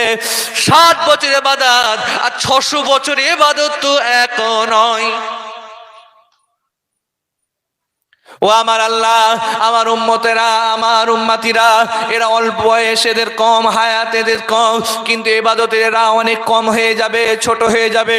অন্যান্য নবীর উম্মাতদের তো বয়স অনেক বেশি, ইবাদতেরা অনেক বড় হয়ে যাবে, ওদের মাকাম বড় হয়ে যাবে, ওদের সম্মান বড় হয়ে যাবে, ওরা তো কিয়ামতের ময়দানে আল্লাহ অনেক আগিয়ে যাবে। আমার নবী কাঁদতে লেগেছে, আল্লাহ আপনি আমার খাতিরে, আমার মহব্বতে, আমার ভালোবাসায়, আমার প্রেমেতে, আমার উম্মাত উম্মাতীদের জন্য আল্লাহ কিছু একটা নিয়ম করে দিন। আমার নবী কাঁদতে লেগেছেন। আল্লাহ বলে, হাবিব আপনি কাঁদবেন না, চিন্তা করবেন না, পেরেশান হবেন না, যান যান যান, আমি আল্লাহ আপনার দোয়া কবুল করে নিয়ে আপনার উম্মাত উম্মাতীদেরকে আমি আল্লাহ লাইলাতুল কদরটা দান করে দিলাম। লাইলাতুল কদর কোন মাসে হয়? একটুখানি কথা বলেন। রমজান মাসে। কোন মাসে? আচ্ছা আপনাদের জিজ্ঞেস করছি বলে বিরক্ত হচ্ছেন নাকি, অসন্তুষ্ট হচ্ছেন নাকি? আমি কেন জিজ্ঞেস করছি জানেন? যাতে এটা আপনাদের মাথায় পুরো ঢুকে যায়। কেন আমি কোন হুজুর কি খেয়ালে ওয়াজ করে জানি না ভাই, আমি একটা খেয়ালে ওয়াজ করি যে আমি এখানে এসেছি এদের মাথায় যেমন করে ঢুকিয়ে দিয়ে যাব যে ফুরফুরা শরীফের আমজেদ হুজুরের ছেলে হাম্মাদ ভাই এসেছে, এই বিষয়ের এই ওয়াজ করে গেছে। কিছু কিছু হুজুর আছে এমন ওয়াজ করলো, কোথায় শুরু করলো শেষ করলো, কমিটি জিজ্ঞেস করে কি ওয়াজ করলো রে, ওরে ফাটাফাটি ওয়াজ করেছে, কিন্তু এরপরে আর বলতে পারবে না। ঠিক না বে? ঠিক। কিন্তু না, আমি চাই একটা বিষয়ের ভেতরে কথা বলে মানুষের ভেতরে ঢুকিয়ে দিতে, সবকিছু ঢুকিয়ে দিতে, এটা আমি চাই। তা আল্লাহ পাক লাইলাতুল কদর দিয়েছেন কোন মাসে দিয়েছেন? সবাই মিলে বলেন। রমজান মাসে। রমজান মাসের কোন সময়? শেষ 10 দিনের বেজর রাতের ভেতরে আছে। 21, 23, 25, 27, 29, এই 5 রাতের ভেতরে একটি রাত আল্লাহ পাক লাইলাতুল কদর হিসাবে কবুল করে রাখেন। কোনটা কেউ জানে না, তবে ওলিয়া উলিয়াদের, পীর মাশায়েখদের অনেককে আমার আল্লাহ কুদরতি ভাবে জানিয়ে দেন, সেটা আলাদা বিষয়, কিন্তু আম ভাবে কেউ জানে না কোন দিন হতে পারে। এই 5 রাতে যদি আপনি আমি ইবাদত করে সময় কাটাতে পারি, আল্লাহকে খুশি করার জন্য সময় কাটাতে পারি, ইনশাআল্লাহ 1000 মাসের থেকে উত্তম রাত আমল নামায় আল্লাহ লিখে দেবেন। আচ্ছা আপনি ইবাদতে কাটিয়েছেন 1000 মাসের থেকে 1000 মাসের থেকে উত্তম রাত হয়ে যাচ্ছে, আর যদি গোনার সাথে কাটান উল্টো হবে না তো? আমার কথাটা আমার বুঝাতে পারছি? আপনি ভালো কাজ করেছেন, নেকি করেছেন, নামাজ পড়েছেন, তসবিহ পড়েছেন, জিকির আজকার করেছেন, এবাদতে কাটিয়েছেন, 1000 মাসের থেকে উত্তম যেদিন লাইলাতুল কাদার ওই দিন আপনি এবাদতে কাটিয়ে ফেলেছেন। আর যে এবাদত না করে রোজা রাখলো না, মদ খেলো, বিড়ি খেলো, গাঁজা খেলো, বউ ঠেঙালো, যত হারাম কাজ করলো, উল্টো হয়ে যাবে না তো? আমি কি বোঝাতে পারি ইমাম সাহেব? আমার কথাটা ঠিক বোঝাতে পেরেছি তো? উল্টো হয়ে যাবে, যদি উল্টো হয়ে যায় তো সব খাতামাল্লা শেষ। তা পরিবর্তন হবার দরকার আছে না নাই? সামনে রমজান শরীফ আসছে, রোজা রাখবেন তো নাকি ইনশাআল্লাহ? সবাই রোজা রাখবেন তো ইনশাআল্লাহ? রোজা হচ্ছে এমন একটা ইবাদত, শোনেন, আল্লাহু আকবার। আমার আল্লাহ রাসূল বলেছেন লিসাইমি ফারহাতান, ফারহাতুন ইনদা ফিতরিহি ওয়া ফারহাতুন ইনদা লিকাই রাব্বি। রোজাদারদের জন্য দুটো খুশির সংবাদ, একটা হচ্ছে রোজাদার বান্দা বান্দির সাথে আল্লাহ পাকের ডাইরেক্ট দিদার হয়ে যায়, একটু মহব্বত করে হবে, আওয়াজ করে হবে সুবহানাল্লাহ, ডাইরেক্ট আল্লাহর সাথে দেখা হয়। আর 2 নম্বর হচ্ছে রোজাদার বান্দাবান্দি যখন ইফতারটা নিয়ে সামনে বসে যায়, আল্লাহ গর্ব করে বলে ফেরেশতা দেখ, তোরা তো বলেছিস আদম বানাবেন না, তাক এরা ইফতার নিয়ে বসে আছে, এদের হাত খোলা, মুখ খোলা, কান খোলা, চোখ খোলা, এরা চাইলে খেতে পারে কিন্তু আমার হুকুমের জন্য বসে আছে। ফেরেশতা শোন, এরা যেই দোয়া চাইবে আমি আল্লাহ কবুল করে নেব। ইফতার সামনে রেখে দোয়া আল্লাহর দরবারে কবুল হয়, তবে কাদের? রোজাদারদের, বেরোজদারদের নয়। কিছু কিছু বেরোজদার আছে না, রোজা রাখবো না বলে কি ইফতার খাবো না, আছে না নাই? রোজা রাখে না কিন্তু ইফতার মিস করে না। আল্লাহ আমার নবীর কি মাকাম দিয়েছেন দেখেন। আপনারা জানেন, আপনি তামাম পৃথিবীতে যত পীরেদের দরবার, অলিদের দরবার, প্রধানমন্ত্রীর দামরা, রাজা বাদশাদের দরবার আছে, প্রত্যেকটা দরবারের একটা নিয়ম আছে, সিস্টেম আছে, আদব আছে, তরিকা আছে। আপনি প্রধানমন্ত্রীর সামনে যাবেন, একটা নিয়ম আছে, সিস্টেম আছে। আপনি রাষ্ট্রপতির সামনে যাবেন, একটা নিয়ম আছে, সিস্টেম আছে। আপনি মুখ্যমন্ত্রীর সামনে যাবেন, তার দরবারে যাবেন, একটা নিয়ম আছে, সিস্টেম আছে, তরিকা আছে। নবীদের নবী কাবার কাবা, আমার নবীর দরবারে যাবেন, আমার নবীর সামনে যাবেন, তার তো একটা নিয়ম থাকবে, সিস্টেম থাকবে, তরিকা থাকবে। এই নিয়ম পৃথিবীর অন্য কেউ বানান নাই, আমার নবী বানান নাই, আমার সাহাবারা বানান নাই, আমার নবী নিয়ম তৈরি করেন নাই। এই নিয়মটা স্বয়ং আমার আল্লাহ নিজে তা বানিয়ে দেয়। কোরআন শরীফ, আমার নবীর দরবারে আমি আজকে সম্পূর্ণ কোরআন শরীফ থেকে কথাগুলো বলছি, শুধু একটু গল্প আকারে আকারে বুঝিয়ে দিচ্ছি। আমার নবীর দরবারে কিছু কিছু লোক না জোরে জোরে কথা বলতো, ওরা বদমাইশ, মুনাফিক, ওদের মাথায় কুট বুদ্ধি ছিল। কি জন্য জোরে কথা বলতো? যে আল্লাহ নবীর কথা যেন কেউ শুনতে না পায়। কত সব বদমাইশ হুজুরের সামনে থাকতে দেখেন। আল্লাহ নবীর সামনে যারা বসে থাকতেন, শুধু সাহাবারা থাকতেন তা নয়, সাহাবারা যেমন থাকতেন, ইহুদি, খ্রিস্টান, মাজুসি, মোনাফেক, যারা কাউকে মানে না, ধর্মই মানে না, নাস্তিক টাইপের লোক, তারাও বসে থাকতো, সব হুজুরের সামনে বসে থাকতো।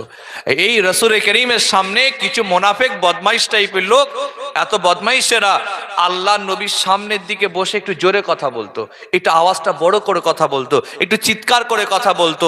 এই জন্য বলতো তাদের ধান্দা খারাপ, যে আল্লাহ নবীর কথা যেন সাহাবারা কেউ শুনতে না পায়, কে যেন হুজুর কি বলছে বুঝতে না পারে। তা আমার রাসূল কোনো দিনের জন্য তাদের বলেনি বাবা একটু আস্তে কথা বলো, একটু জোরে কথা বলবে না। রাসূলুল্লাহ বলেননি, হুজুরের সাহাবারা বলেননি যে ভাইরা আমার খবরদার আমার রাসূলুল্লাহর সামনে জোরে কথা বলবেন না, চিৎকার করে কথা বলবেন না, উচ্চ কণ্ঠে কথা বলবেন না, আওয়াজ দিয়ে কথা বলবেন না। এটা আমার রাসূলও বলেননি, সাহাবারা বলেননি। বলেছেন কে? একটু জোরে বলবেন না। আল্লাহর উপর রাগ আছে নাকি? আল্লাহর নাম নিতে কষ্ট হচ্ছে? একটু জোরে বলেন, হুকুম দিয়েছেন কে? আল্লাহ পাক রহমতের দরিয়ে জোশ মারছে, আল্লাহ পাক অসন্তুষ্ট হচ্ছেন যে এত বড় বেয়াদব, যে আমার নবীর সামনে জোরে জোরে কথা বলবে, আমার নবীর দরবারে বসে জোরে জোরে কথা বলবে। আল্লাহ বলেন জিবরাইল চলে যাও, আমার রাসূলকে গিয়ে জানিয়ে দাও, হাবিবকে গিয়ে জানিয়ে দাও, লা তারফাউ আসওয়াতাকুম ফাওকা সাউতিন নবী ইলা আখিরিল আয়াত। এ জিবরাইল, আমার রাসূলকে গিয়ে জানিয়ে দাও, হাবিবকে গিয়ে জানিয়ে দাও, আমার নবীকে বলে দাও, আমার নবী যেন জানিয়ে দেয়, শুনিয়ে দেয়, খবরদার খবরদার, তোমরা তোমাদের গলার আওয়াজ আমার নবীর থেকে উঁচুতে যেন না হয়ে যায়। একটু আস্তে করে বলেন তো সুবহানাল্লাহ, একটু আস্তে করে বলেন। এটা যদি আপনাদের আস্তে হয় তো একটু জোরে শুনতে চাই সুবহানাল্লাহ। এতে টেম্পার ভালোই আছে কিন্তু আটকে রাখছে। আচ্ছা, আপনাদের সুবহানাল্লাহ বলতে বলছি বলে বিরক্ত হচ্ছেন নাকি? আচ্ছা, সুবহানাল্লাহ বলে লাভ আছে না লস আছে? কি লাভ? একটা করে 10টা করে নেকি হয়, তা জোরে বললে কি লাভ? আমি ছাড়া যত হুজুর ওয়াজ শুনেছেন বা শুনবেন দেখবেন কম বেশি সব হুজুর কিন্তু ওয়াজ করতে উঠে বলে জোরে বলেন না সুবহানাল্লাহ, বলে না? বলে না? কেউ বলে জোরে বলেন, কেউ বলে চিল্লে মারেন। একটা হুজুর দেখে বলছে একটু হরেন মেরে বলেন তো সুবহানাল্লাহ। যদি বলেন যে ভাইজান জোরে বললে নেকি হবে, তা আমি ঘুরিয়ে জিজ্ঞেস করবো আস্তে বললে নেকি হবে না? নাকি আল্লাহ মাফ করুক, আল্লাহ মাফ করুক, আস্তে বললে কি আল্লাহর দরবারে পৌঁছাবে না? এমন কোনো ব্যাপার আছে? না। আমার আল্লাহ তো আলিম বিজাতিস সুদূর, আমার আল্লাহ তো সামিউম বাসীর, আমার আল্লাহ তো বান্দার অন্তঃস্থলে খবর জানেন। এমনকি পিঁপড়া বা পিপিলিকা রাস্তা দিয়ে হেঁটে গেলে তার পায়ের আওয়াজ পর্যন্ত আমার আল্লাহ নিজ কুদরতি কানে শুনতে পান। যে আল্লাহ পিঁপড়া বা পিপিলিকার পায়ের আওয়াজ শুনতে পান, সে আল্লাহকে আমাদের আস্তে করে বলা সুবহানাল্লাহ শুনতে পাবে না? এই পাবে না? তো জোরে বলতে হবে কেন? তাহলে হুজুরা কেন বলছে জোরে বলে? পোস্টটা ছড়ে যাচ্ছি। এই জায়গাটার নাম কি? কচুয়া কি পাড়া? মৎস্যজীবী পাড়া। কচুয়া মৎস্যজীবী পাড়ার ভাইদের আব্বাদের মসজিদ প্রাঙ্গণে আজকের মাহফিলে এই পোস্টটা ছুড়ে গেলাম। কেন হুজুর, মৌলী সাহেব, পীর সাহেব, বক্তা, আলেম ওলামারা ওয়াজ করতে উঠে জোরে বলেন না সুবহানাল্লাহ কেন বলে? ভাবেন আপনারা। তো আমার আল্লাহ আয়াত নাজিল করে দিয়েছেন, খবরদার জোরে কথা বলবে না। যেই আয়াত নাজিল হয়ে গেছে, আল্লাহর নবীর দরবারে একজন সাহাবী আসা বন্ধ করে দিয়েছে। কেন? ওই সাহাবীর গলার আওয়াজটা একটু জোরে ছিল। কিছু কিছু মানুষের গলার ভলিউম জোরে হয় না, ও তো কুদরতি ভাবে আল্লাহর মানে আল্লাহর তরফ থেকে তার গলার ভয়েসটা বড়। সে যদি আস্তে কথা বলে যেন মনে হচ্ছে রেগে গেছে। আছে না? না, রেগে গেছে। ওই সাহাবীর গলার আওয়াজ বড় ছিল, সে নবীর দরবারে আসা বন্ধ করে দিয়েছেন। আল্লাহ নবী বলছেন বাবা ওকে ডেকে নিয়ে এসো। তো আসে না কেন? সাহাবারা ডেকে নিয়ে এলেন। জিজ্ঞেস করছেন আছো না কেন? ইয়া রাসূলুল্লাহ, আমার তো মনে হচ্ছে আল্লাহ আমার জন্য আয়াত নাজিল করেছেন। রাসূল বলছেন না, তোমার জন্য নয়, যারা আমার সামনে বসে বসে ইচ্ছা করে গলা জোরে জোরে কথা বলতো তাদের জন্য আল্লাহ এই আয়াতটা কারীমটা নাজিল করে দিয়েছেন। আমি এইবারে উমরায় গিয়েছিলাম, আল্লাহ আমাকে নিয়ে গিয়েছিলেন। আপনাদেরকে একটা প্র্যাকটিক্যাল ঘটনা বলি। আপনারা অনেকে জানবেন মদিনা শরীফে একটা জায়গা আছে যেটাকে বলা হয় জান্নাতের টুকরা, রিয়াজুল জান্নাহ। আল্লাহ নবী বলেছেন আমার ঘর এবং আমার মিম্বার, আল্লাহ নবী যেখানে দাঁড়িয়ে নামাজ পড়তেন, ইমামতি করতেন, বক্তব্য রাখতেন, মিম্বার, ওই মেম্বার আর আমার ঘরের মাঝখানের জায়গাটা হলো আল্লাহ পাকের জান্নাতের টুকরা। জোরে বলবেন না? ওটা এখন দুনিয়াতে আছে, কিয়ামতের দিন আল্লাহ ওই জায়গাটা তুলে অরিজিনাল জান্নাতের সাথে মিশিয়ে দেবেন। হুজুর বলতেন এটা হচ্ছে জান্নাতের টুকরা। আর হাউজে কাউসার হচ্ছে আমার নিচে, আমার ঘরের নিচে হচ্ছে হাউজে কাউসার। হুজুর বলতেন আমার ঘরের নিচে হাউজে কাউসার, আর এটা হচ্ছে জান্নাতের টুকরা। এই জন্য ওইখানটাই ওই রিয়াজুল জান্নাহ বলা হয়, খুব গুরুত্বপূর্ণ জায়গা। ওখানে দোয়া কবুল হয়, তওবা মাফ হয়ে যায়, জীবনের গুনাহ মাফ হয়, তওবা কবুল হয়, খুব গুরুত্বপূর্ণ জায়গা। তা আগেকার জামানায়, আগে মানে আজ থেকে 5-7 বছর আগে নিয়ম ছিল, ওখানে কোনো টাইম টেবিল ছিল না। যদি কেউ যেত 2 ঘন্টা, 3 ঘন্টা, 4 ঘন্টা, 6 ঘন্টা, যতক্ষণ খুশি থাকতো। কিন্তু এখন গভর্নমেন্ট নিয়ম করেছে অনলাইনে পারমিশন নিয়ে ঢুকতে হবে। 10 মিনিট, 15 মিনিট, আধা ঘন্টা, শুনছেন তো নাকি? এরকম দ্বারা সিস্টেম। তা এই বছরে আল্লাহ আমাকে 2 বার নিয়ে গেছেন। প্রথমবার, দ্বিতীয়বার যখন আমি ভেতরে প্রবেশ করছি রিয়াজুল জান্নাতে, প্রথম কাতার দ্বিতীয় কাতারে দাঁড়িয়েছি। আর আমার সামনে যতটা মনে হচ্ছে একটা বাংলাদেশের ছেলে হয়তো হবে, সে নামাজ পড়ে নিয়ে দোয়া চেয়ে কাঁদছে হাও হাও করে। কাঁদতে কাঁদতে কাঁদতে কাঁদতে তার গলার আওয়াজটা এতটা জোরে হয়ে গেছে, আবেগে সে চিৎকার করে কেঁদে ফেলেছে। সঙ্গে সঙ্গে পুলিশ হাজির, গায়ে হাত দিচ্ছি, আল্লাহ হাজি লা তারফা, এ হাজি সাহেব খবরদার গলার আওয়াজটা জোরে করবেন না। আপনি জানেন না আল্লাহ পাক কোরআনে বলেছেন তোমরা তোমাদের গলার আওয়াজটা রসুলের থেকে উঁচুতে যেন না হয়ে যায়।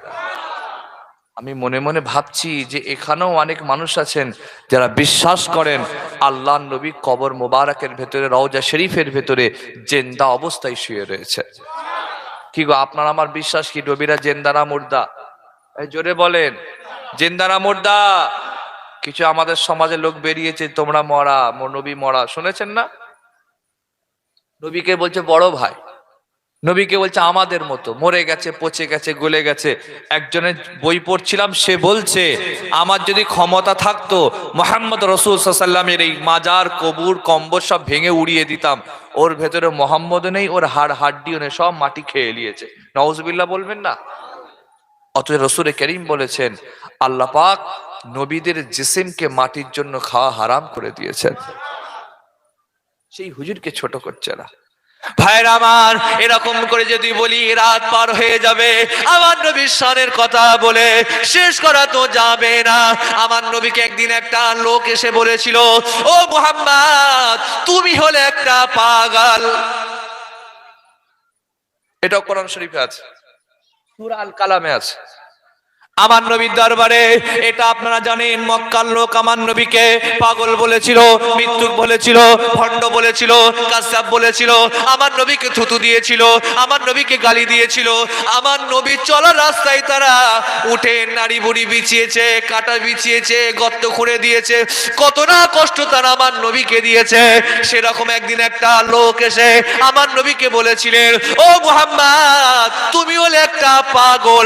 আমার নবীকে পাগল বলে গাল দেয়, আমার নবীকে খারাপ মন্তব্য করে, আমার নবীকে কুমন্তব্য করে।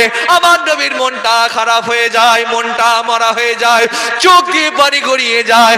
আমার নবীর মন খারাপ, ও আমার আল্লাহ আমাকে এইভাবে বলবে, আমাকে এইভাবে অপমান করবে। ও আমার আল্লাহ, আমার চাচা নাই, আমার মা নাই, আমার বাপ নাই, আমার খাদিজা বেঁচে নাই, আল্লাহ আমাকে সান্ত্বনা দেবার মতো তো কেউ নাই।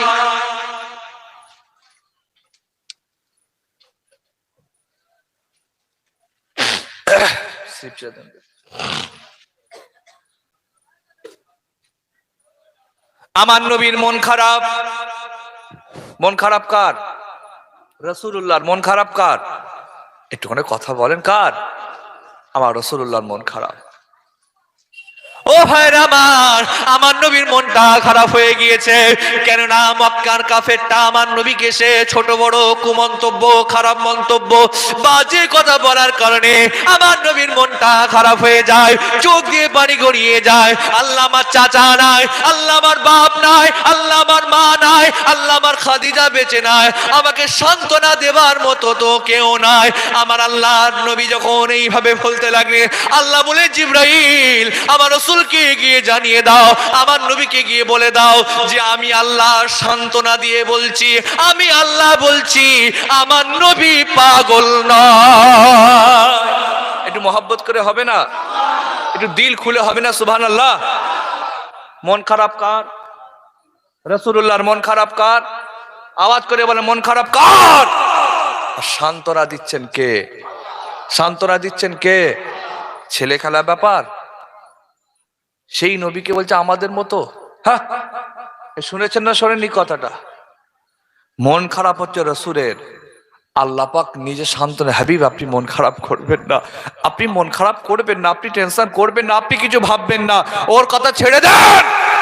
আমি আল্লাহ বলছি, নুন আল কালামে ওয়া মা ইয়াসতুরুন মা আনতা বিনিমাতি রাব্বিকা বিমাজরুন। আমি আল্লাহ বলছি, আল্লাহর রহমতে, আল্লাহর নিয়ামতে, আল্লাহর ফজলে আমি আল্লাহ বলছি আপনি কোনো পাগল নন। একটু আস্তে করে বলেন সুবহানাল্লাহ। এরা কারার? একটু দিল খুলে হবে না সুবহানাল্লাহ? এই প্যান্ডেল থেকে বাইরে বার হলে সুবহানাল্লাহ বেরোবে তো? যে এই প্যান্ডেল থেকে বাইরে গেলে সুবহানাল্লাহ বেরোবে, কিস্তি বেরোবে, গালাগালি বেরোবে, বিড়ি বেরোবে, গুটকা বেরোবে, খৈনি বেরোবে। এইখানেই তো অনেকে চালাচ্ছে। তারপরে তাবারুকের প্যাকেট নিয়ে যদি দেখে একটা গোসও নেই, হার নেই, দু চারটি ইংরাজিও বেরোবে। ঠিক বলছি না ভুল বলছি গো? যে 500 টাকা চাঁদা নিয়ে যে ব্যাটার একটা গোসও দেয় না, হান কত কি শোনাবে কমিটির ছেলেগুলোকে। যা সুবহানাল্লাহ মাশাআল্লাহ হচ্ছে এখানেই হচ্ছে। তো এখানে যখন হচ্ছে দিল থেকে মহাব্বতের সাথে ভক্তির সাথে একটু জোরে বলা যাবে না সুবহানাল্লাহ? আওয়াজ করে বলা যাবে না সুবহানাল্লাহ? তা মন খারাপ কার? রাসূলের। সান্ত্বনা দিচ্ছেন কে? আল্লাহ। কি আল্লাহ আমার হুজুরের মাকাম দিয়েছেন দেখেন। শুধু আমার আল্লাহ এ কথা বলে ক্ষান্ত হননি যে হে আমার নবী, হে আমার হাবিব, আমি আল্লাহ বলছি আপনি পাগল নন। এ কথা বলে আমার আল্লাহ শান্ত হয়ে যাননি, পরক্ষণে বলছেন হে আমার নবী, হে আমার দোস্ত, হে আমার হাবিব, যে আপনাকে পাগল বলে গাল দিয়েছে ওয়ালিদ বিন মুগীরা, সে হচ্ছে একটা হারামির বাচ্চা।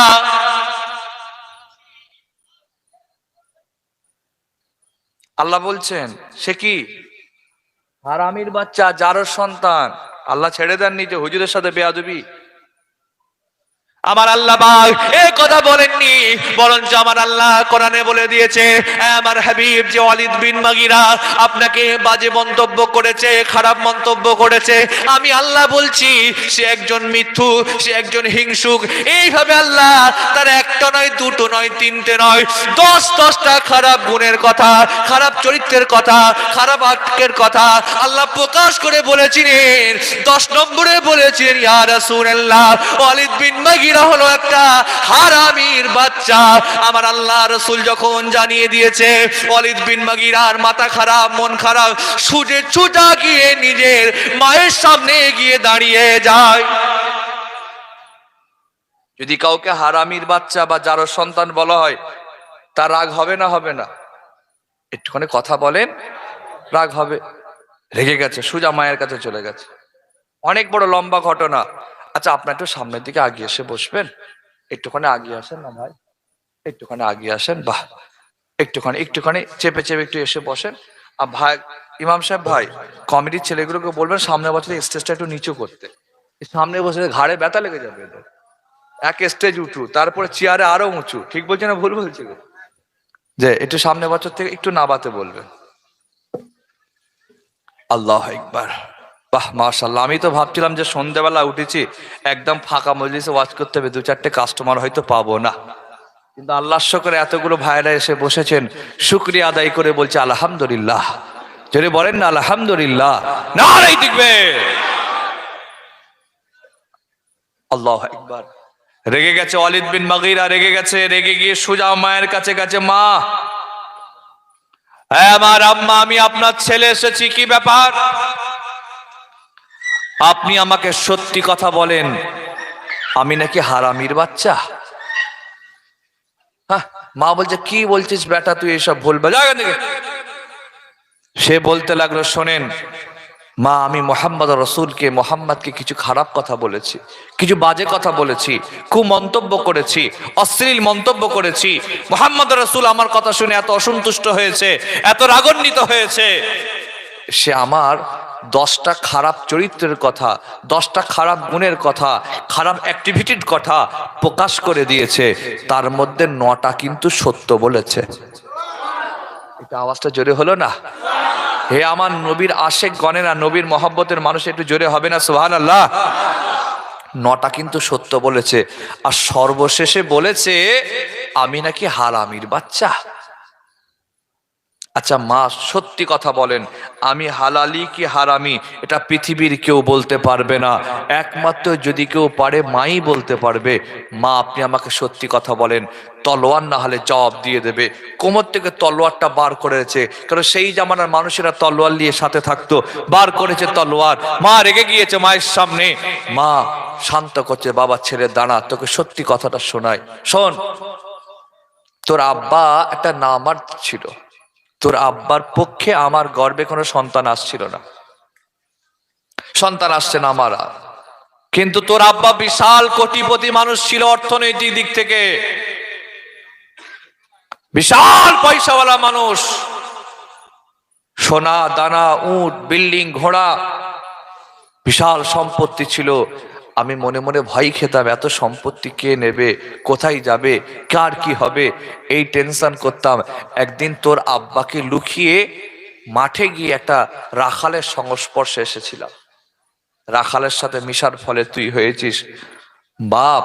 মোহাম্মদ 10 নম্বরে যেটা বলেছে সত্য কথাই বলেছে। এটা জোরে বলবেন না? যে রসুলকে আল্লাহ এত ভালোবেসেছেন, শুধুমাত্র পাগল আর উল্টোপাল্টা বলেছে বলে আল্লাহ তার চরিত্র প্রকাশ করে, তার খারাপ গুণের কথা প্রকাশ করে দিয়েছে। সেই রসুলকে লোক ছোট করছে, আমাদের সমাজে কষ্ট হয় আমাদের।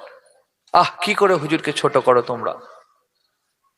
এই জন্য ওলামায়ে কেরাম বলে দিয়েছেন, আজও পর্যন্ত যারা পৃথিবীর বুকে আমার রসুলকে ছোট করতে চায়, আমার নবীর শানকে ছোট করতে চায়, আমার রসুলকে খারাপ মন্তব্য করে, আমার নবীর চরিত্র সম্পর্কে খারাপ মন্তব্য করে, আমার রসুল সম্পর্কে ফিল্ম তৈরি করে, কার্টুন তৈরি করে, আর্ট তৈরি করে, নবীর ইজ্জতকে নিয়ে ছিনিমিনি খেলে, ওলামায়ে কেরাম বলেছেন তারা কেউ হালালি নয়, সব একটা হারামির বাচ্চা। কারণ কোরআন বলে দিয়েছে যারা হারামির বাচ্চা ছাড়া আমার রসুলকে কষ্ট দিতে পারে না, যারা হালালি সন্তান হয় তারা আমার রসুলকে কষ্ট দেবে না, যারা হারামির বাচ্চা তারাই তো কষ্ট দিতে পারবে রসুলকে। সেই রসুলকে মহব্বত করার দরকার আছে না নাই? এগুলো সবাই আছে, রসুলকে মহব্বত করেন তো? সবাই করেন তো? আওয়াজ করে বলেন আপনার সবাই আমার নবীকে ভালোবাসেন তো? একটা প্রশ্ন করছি আপনাদেরকে, আল্লাহর নবীর জীবনী কারা কারা পড়েছেন একটু হাত তোলেন তো দেখি। চাচা সত্যি কথাই বলে দিয়েছে, মাশাআল্লাহ, বাহ, একটাকে পেয়েছি। আচ্ছা, আপনারা মুরব্বী চাচা না হলে লেখাপড়া জানে না, যুবক ভাইয়েরা আপনারা তো জানেন নাকি? না তাও জানে না? এই গ্রামে কি পড়াশোনা করে না ছেলেরা নাকি? মাছের ব্যবসা আছে নাকি? মৎস্য পাড়া কেন? মৎস্যজীবী পাড়া? এখানে কি আড়ত আছে নাকি মাছের? আচ্ছা আচ্ছা, যাক, মুরব্বী চাচা মানুষ পড়াশোনা করেননি, কিন্তু আপনারা যারা পড়াশোনা জানেন, আচ্ছা, আল্লাহ রসুলের জীবনী পড়ার দরকার আছে না নাই? একটু আওয়াজ দেন, আছে না নাই? আমি অনেকদিন আগে একটা জলসায় গিয়েছিলাম নদিয়া এলাকায়। আমি যখন ওয়াজ করছি, আমার সামনে কিছু কম বেশি 700-800 লোক বসে আছে। 700-800 ওয়াজ করতে করতে, বক্তব্য রাখতে রাখতে কি যে মন গেলে জিজ্ঞেস করলাম, আপনার সব নবীকে ভালোবাসেন তো? এই হাত তুলেছি, সবাই মনে করেছে আমি হাত তুলতে বলেছি, লাইন দিয়ে হাত তুলে দিয়েছে। যেই হাত তুলেছে আর আমার মাথায় প্রশ্নটা এসে গেছে, এই হাত তো তুলেছেন আলহামদুলিল্লাহ, আচ্ছা কারা কারা আমার নবীর জীবনী পড়েছেন হাত তোলেন তো দেখি। একটাও হাত তোলেন। এই কাদের ঘরে কিনে রাখা আছে হাত তোলেন, তাও তোলেন। পাশে ইমাম সাহেব বসির, ইমাম সাহেব আপনি কমসে কম হাত তোলেন। ওই ইমাম বেটা হাত তুলেছে মাথা চুলকানোর জন্য, ও বেটাও পড়ে না। কি হাল!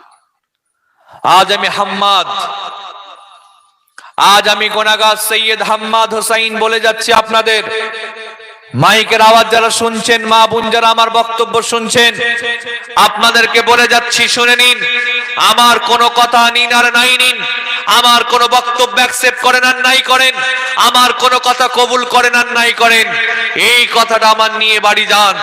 আমার রসুলের জীবনী পড়বেন, সর্বকালের, সর্বযুগের, সর্বসময়ের সর্বশ্রেষ্ঠ মহামানব আমার রাসূলুল্লাহ জীবনী পড়ার দরকার আছে না নয়?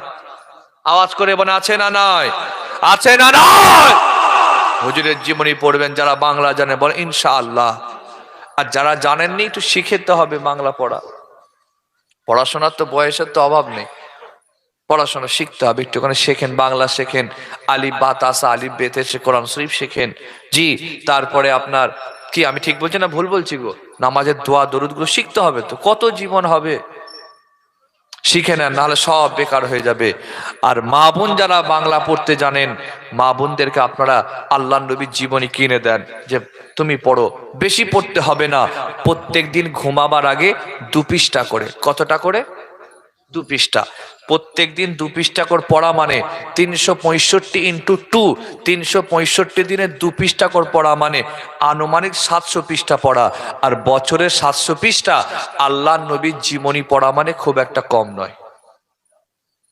আর আমি হাম্মাদ বলে যাচ্ছি, রাসূলুল্লাহর জীবনীতে প্রেম আছে, ইশক আছে, মজা আছে, মহব্বত আছে, ভালোবাসা আছে, টান আছে, আকর্ষণ আছে, নেশা আছে।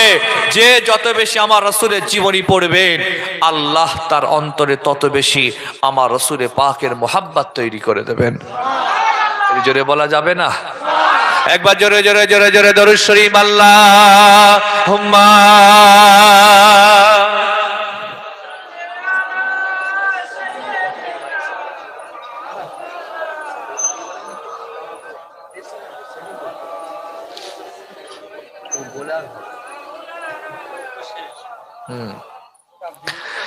मुझको पिला दे इश्क का जाम, मुझको पिला दे इश्क का जाम, तू आका और मैं हूँ गुलाम। ए भाईरा ताती चा देन, ताती चा सब चाय लिए व्यस्त আমার দিকে কেউ তাকায় না। मुझको पिला दे इश्क का जाम, मुझको पिला दे इश्क का जाम, तू आका और मैं हूँ गुलाम। रब के दुलारे तुम ही तो हो, सबके सहारे तुम ही तो हो, रब के दुलारे तुम ही तो हो, सबके सहारे तुम ही तो हो। आए नबी जितने दुनिया में सबसे प्यारे तुम ही तो हो, भेज खुदा ने तुझको सलाम, भेज खुदा ने तुझको सलाम, तू आका और मैं हूँ गुलाम। मुझको पिला दे इश्क का जाम, मुझको पिला दे इश्क का जाम, तू आका और मैं हूँ गुलाम। अल्लाहुम्मा।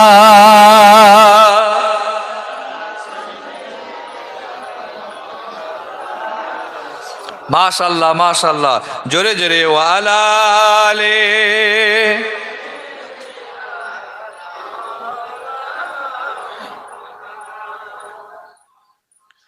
কিয়ামতের কঠিন দিনেতে যেদিন কেউ কারণ হবে না, যেদিন কেউ কারণ হবে না, যেদিন সূর্য মাথার উপর থাকবে, সূর্যের তাপে ঘিলুগুলো টকবক টকবক করে ফুটবে, যেদিন বাপ তার ছেলেদের হবে না, ছেলে তার বাপের হবে না, ভাই তার বোনের হবে না, বোন তার ভাইয়ের হবে না, স্বামী স্ত্রীর হবে না, স্ত্রীর স্বামীর হবে না।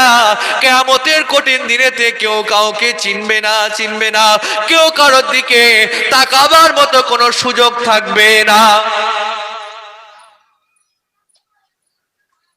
সেই কিয়ামতের কঠিন দিনে একদল লোকেরা বাবা আদমকে গিয়ে বলবেন, আয় আদম নবী, আমাদের আদি পিতা আদম, আপনি আল্লাহকে বলেন আল্লাহ পাক যেন তাড়াতাড়ি হিসাবটা শুরু করে দেয়, আমরা কেউ আর কষ্ট সহ্য করতে পাচ্ছি না, পাচ্ছি না।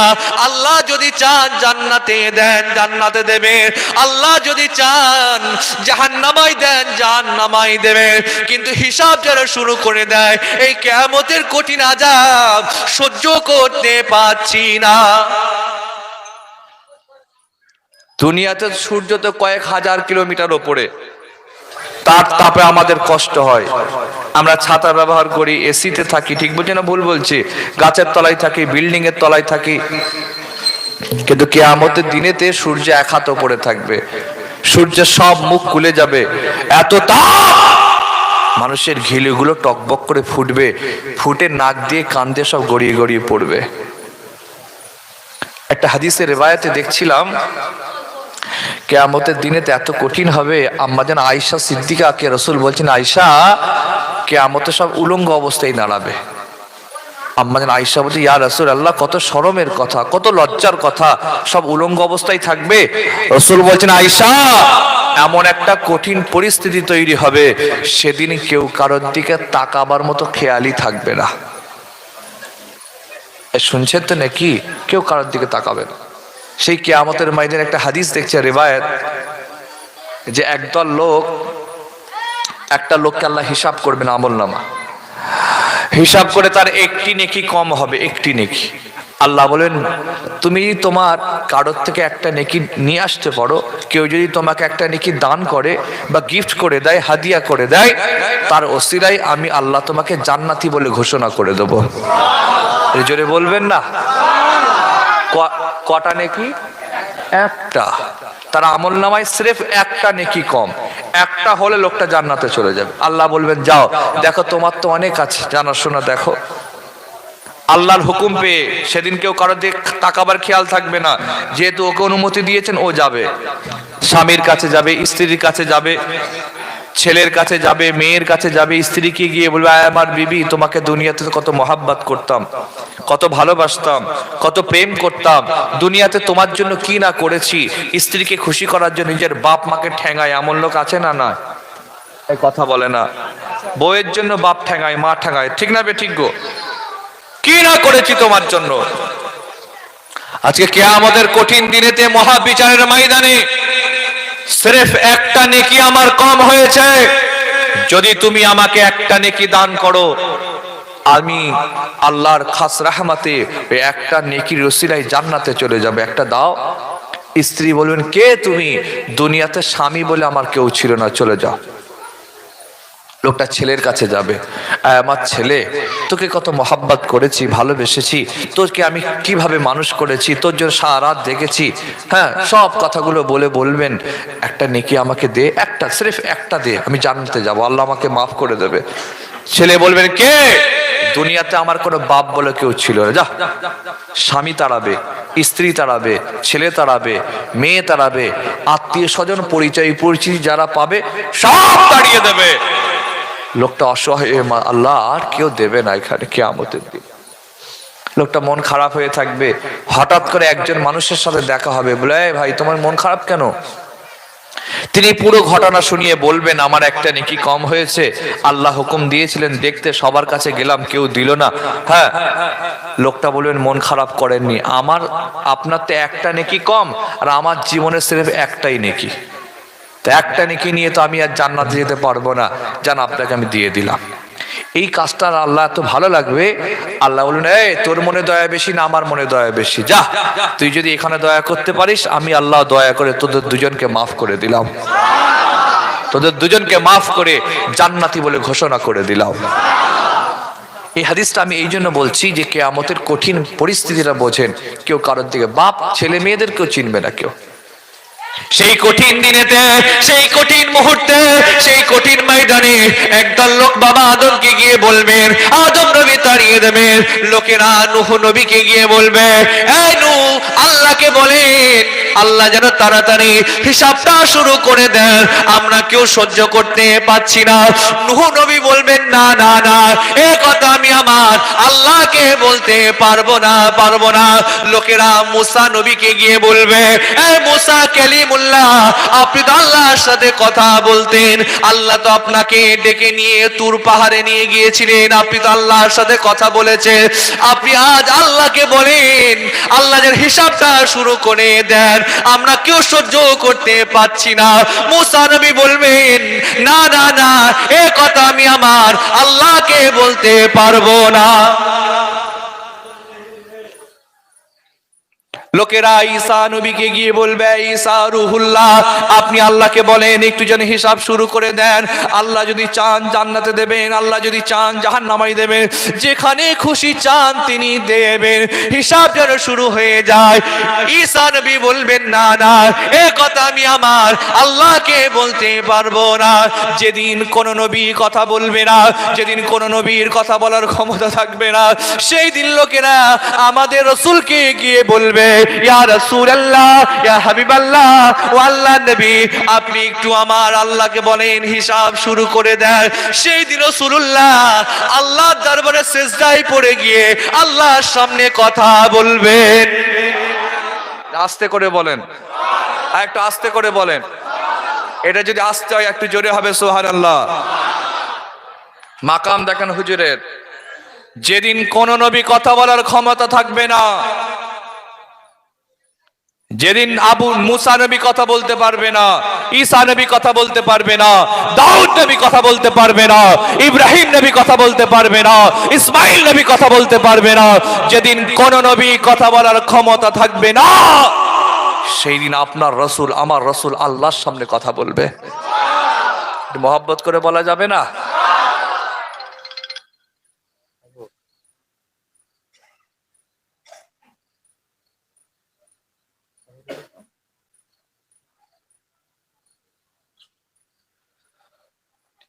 একবার দরুদ শরীফ পড়েন, আল্লাহুম্মা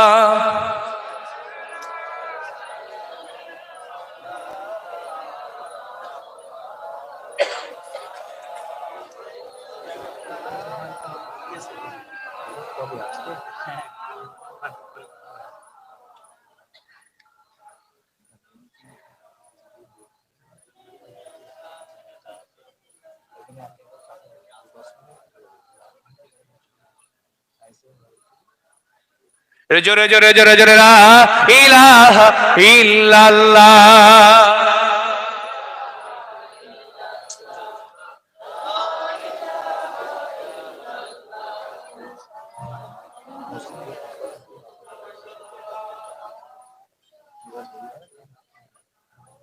ভাইরা আমার, আচ্ছা এইটা আরবি কোন মাস চলছে বলতে পারবেন? বাহ, মাশাআল্লাহ, শুকরিয়া। এটা আরবি কোন মাস? রজব মাস।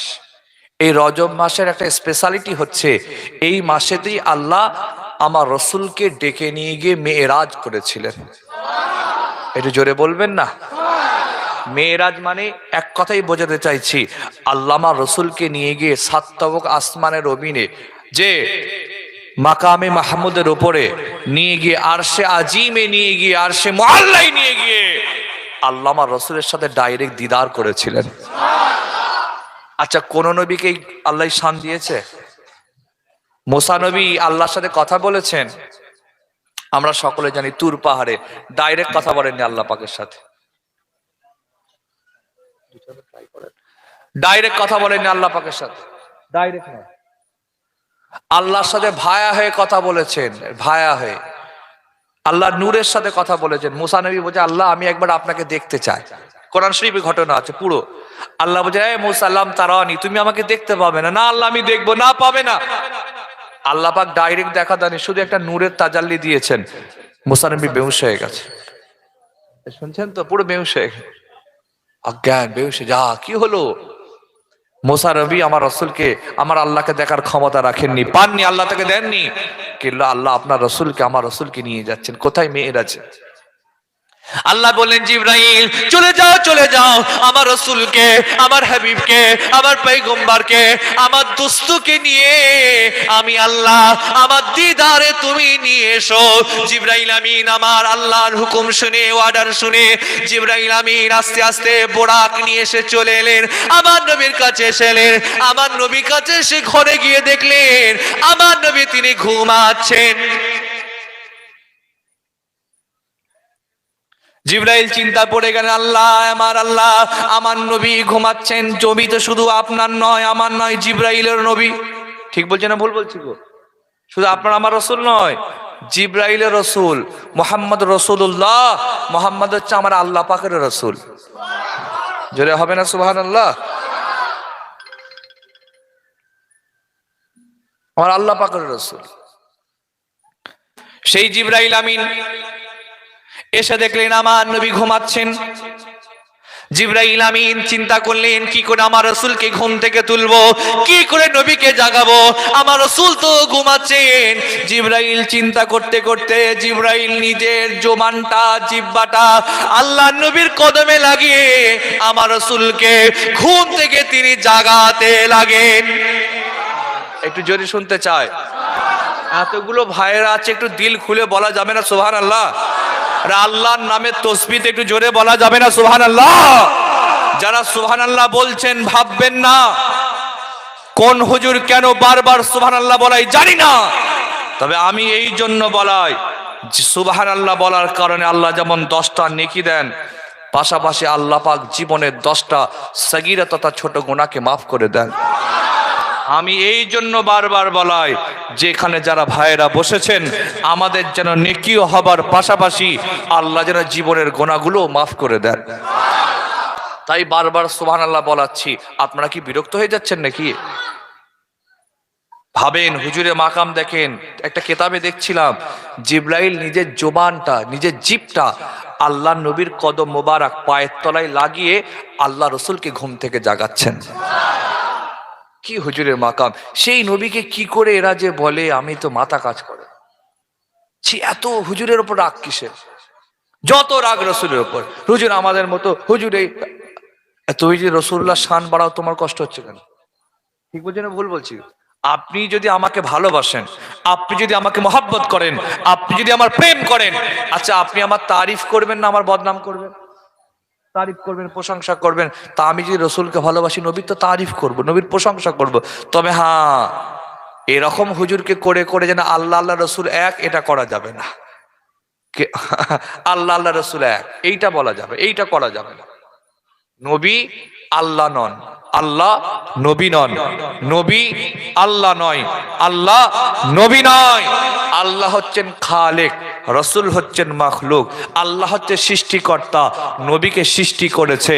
নবী আল্লাহ নয়, আল্লাহ নবী নয়। তবে আল্লাহ রসুলের মাঝখানেও আর কেউ নয়। আল্লাহর পরে মর্যাদা কার? আমাদের রসুলের। কার মর্যাদা? আমাদের রসুলের মর্যাদা। সেই জিব্রাইল আমিন, কষ্ট হচ্ছে নাকি আপনাদের? জিব্রাইল আমিন হুজুরকে ঘুম থেকে তুললেন। কি ব্যাপার জিব্রাইল? ইয়া রাসূলুল্লাহ, আপনি একটু রেডি হয়ে যান, তাড়াতাড়ি আল্লাহ পাকের দিদার শরীফে যেতে হবে। সুবহানাল্লাহ, রেডি হয়ে যান। এই কি বলছো? জি, আল্লাহ আমাকে পাঠিয়েছেন, আমি বোরাক নিয়ে চলে এসেছি, রেডি হয়ে যান। আল্লাহ নবী উজু করে নি ইত্যাদি পর হুজুর রেডি হয়ে গেল। রেডি হয়ে গিয়ে আল্লাহ রসুল চলে যাচ্ছেন। বাইরে বেরোলেন, বোরাক আছে, বোরাকে চাপলেন। জিব্রাইল নিয়ে চলে গেলেন সোজা বাইতুল মুকাদ্দাস শরীফে। কোরআন শরীফে আছে, নিয়ে চলে গেলেন একদম বাইতুল মুকাদ্দাস শরীফ। আমার নবী যখন বাইতুল মুকাদ্দাসে গিয়ে পৌঁছালেন, আমার নবী দেখতে লাগলেন সেখানে সমস্ত নবীরা রাসূলুল্লাহ দাঁড়িয়ে, 1 লক্ষ মতান্তরে 2,24,000 নবী রাসূল পয়গম্বর সেখানে দাঁড়িয়ে। আদম নবী দাঁড়িয়ে, নূহ নবী দাঁড়িয়ে, ঈসা নবী দাঁড়িয়ে, মুসা নবী দাঁড়িয়ে, ইব্রাহিম নবী দাঁড়িয়ে, ইসহাক নবী দাঁড়িয়ে, সমস্ত নবীরা রাসূলুল্লাহ সেখানে দাঁড়িয়ে।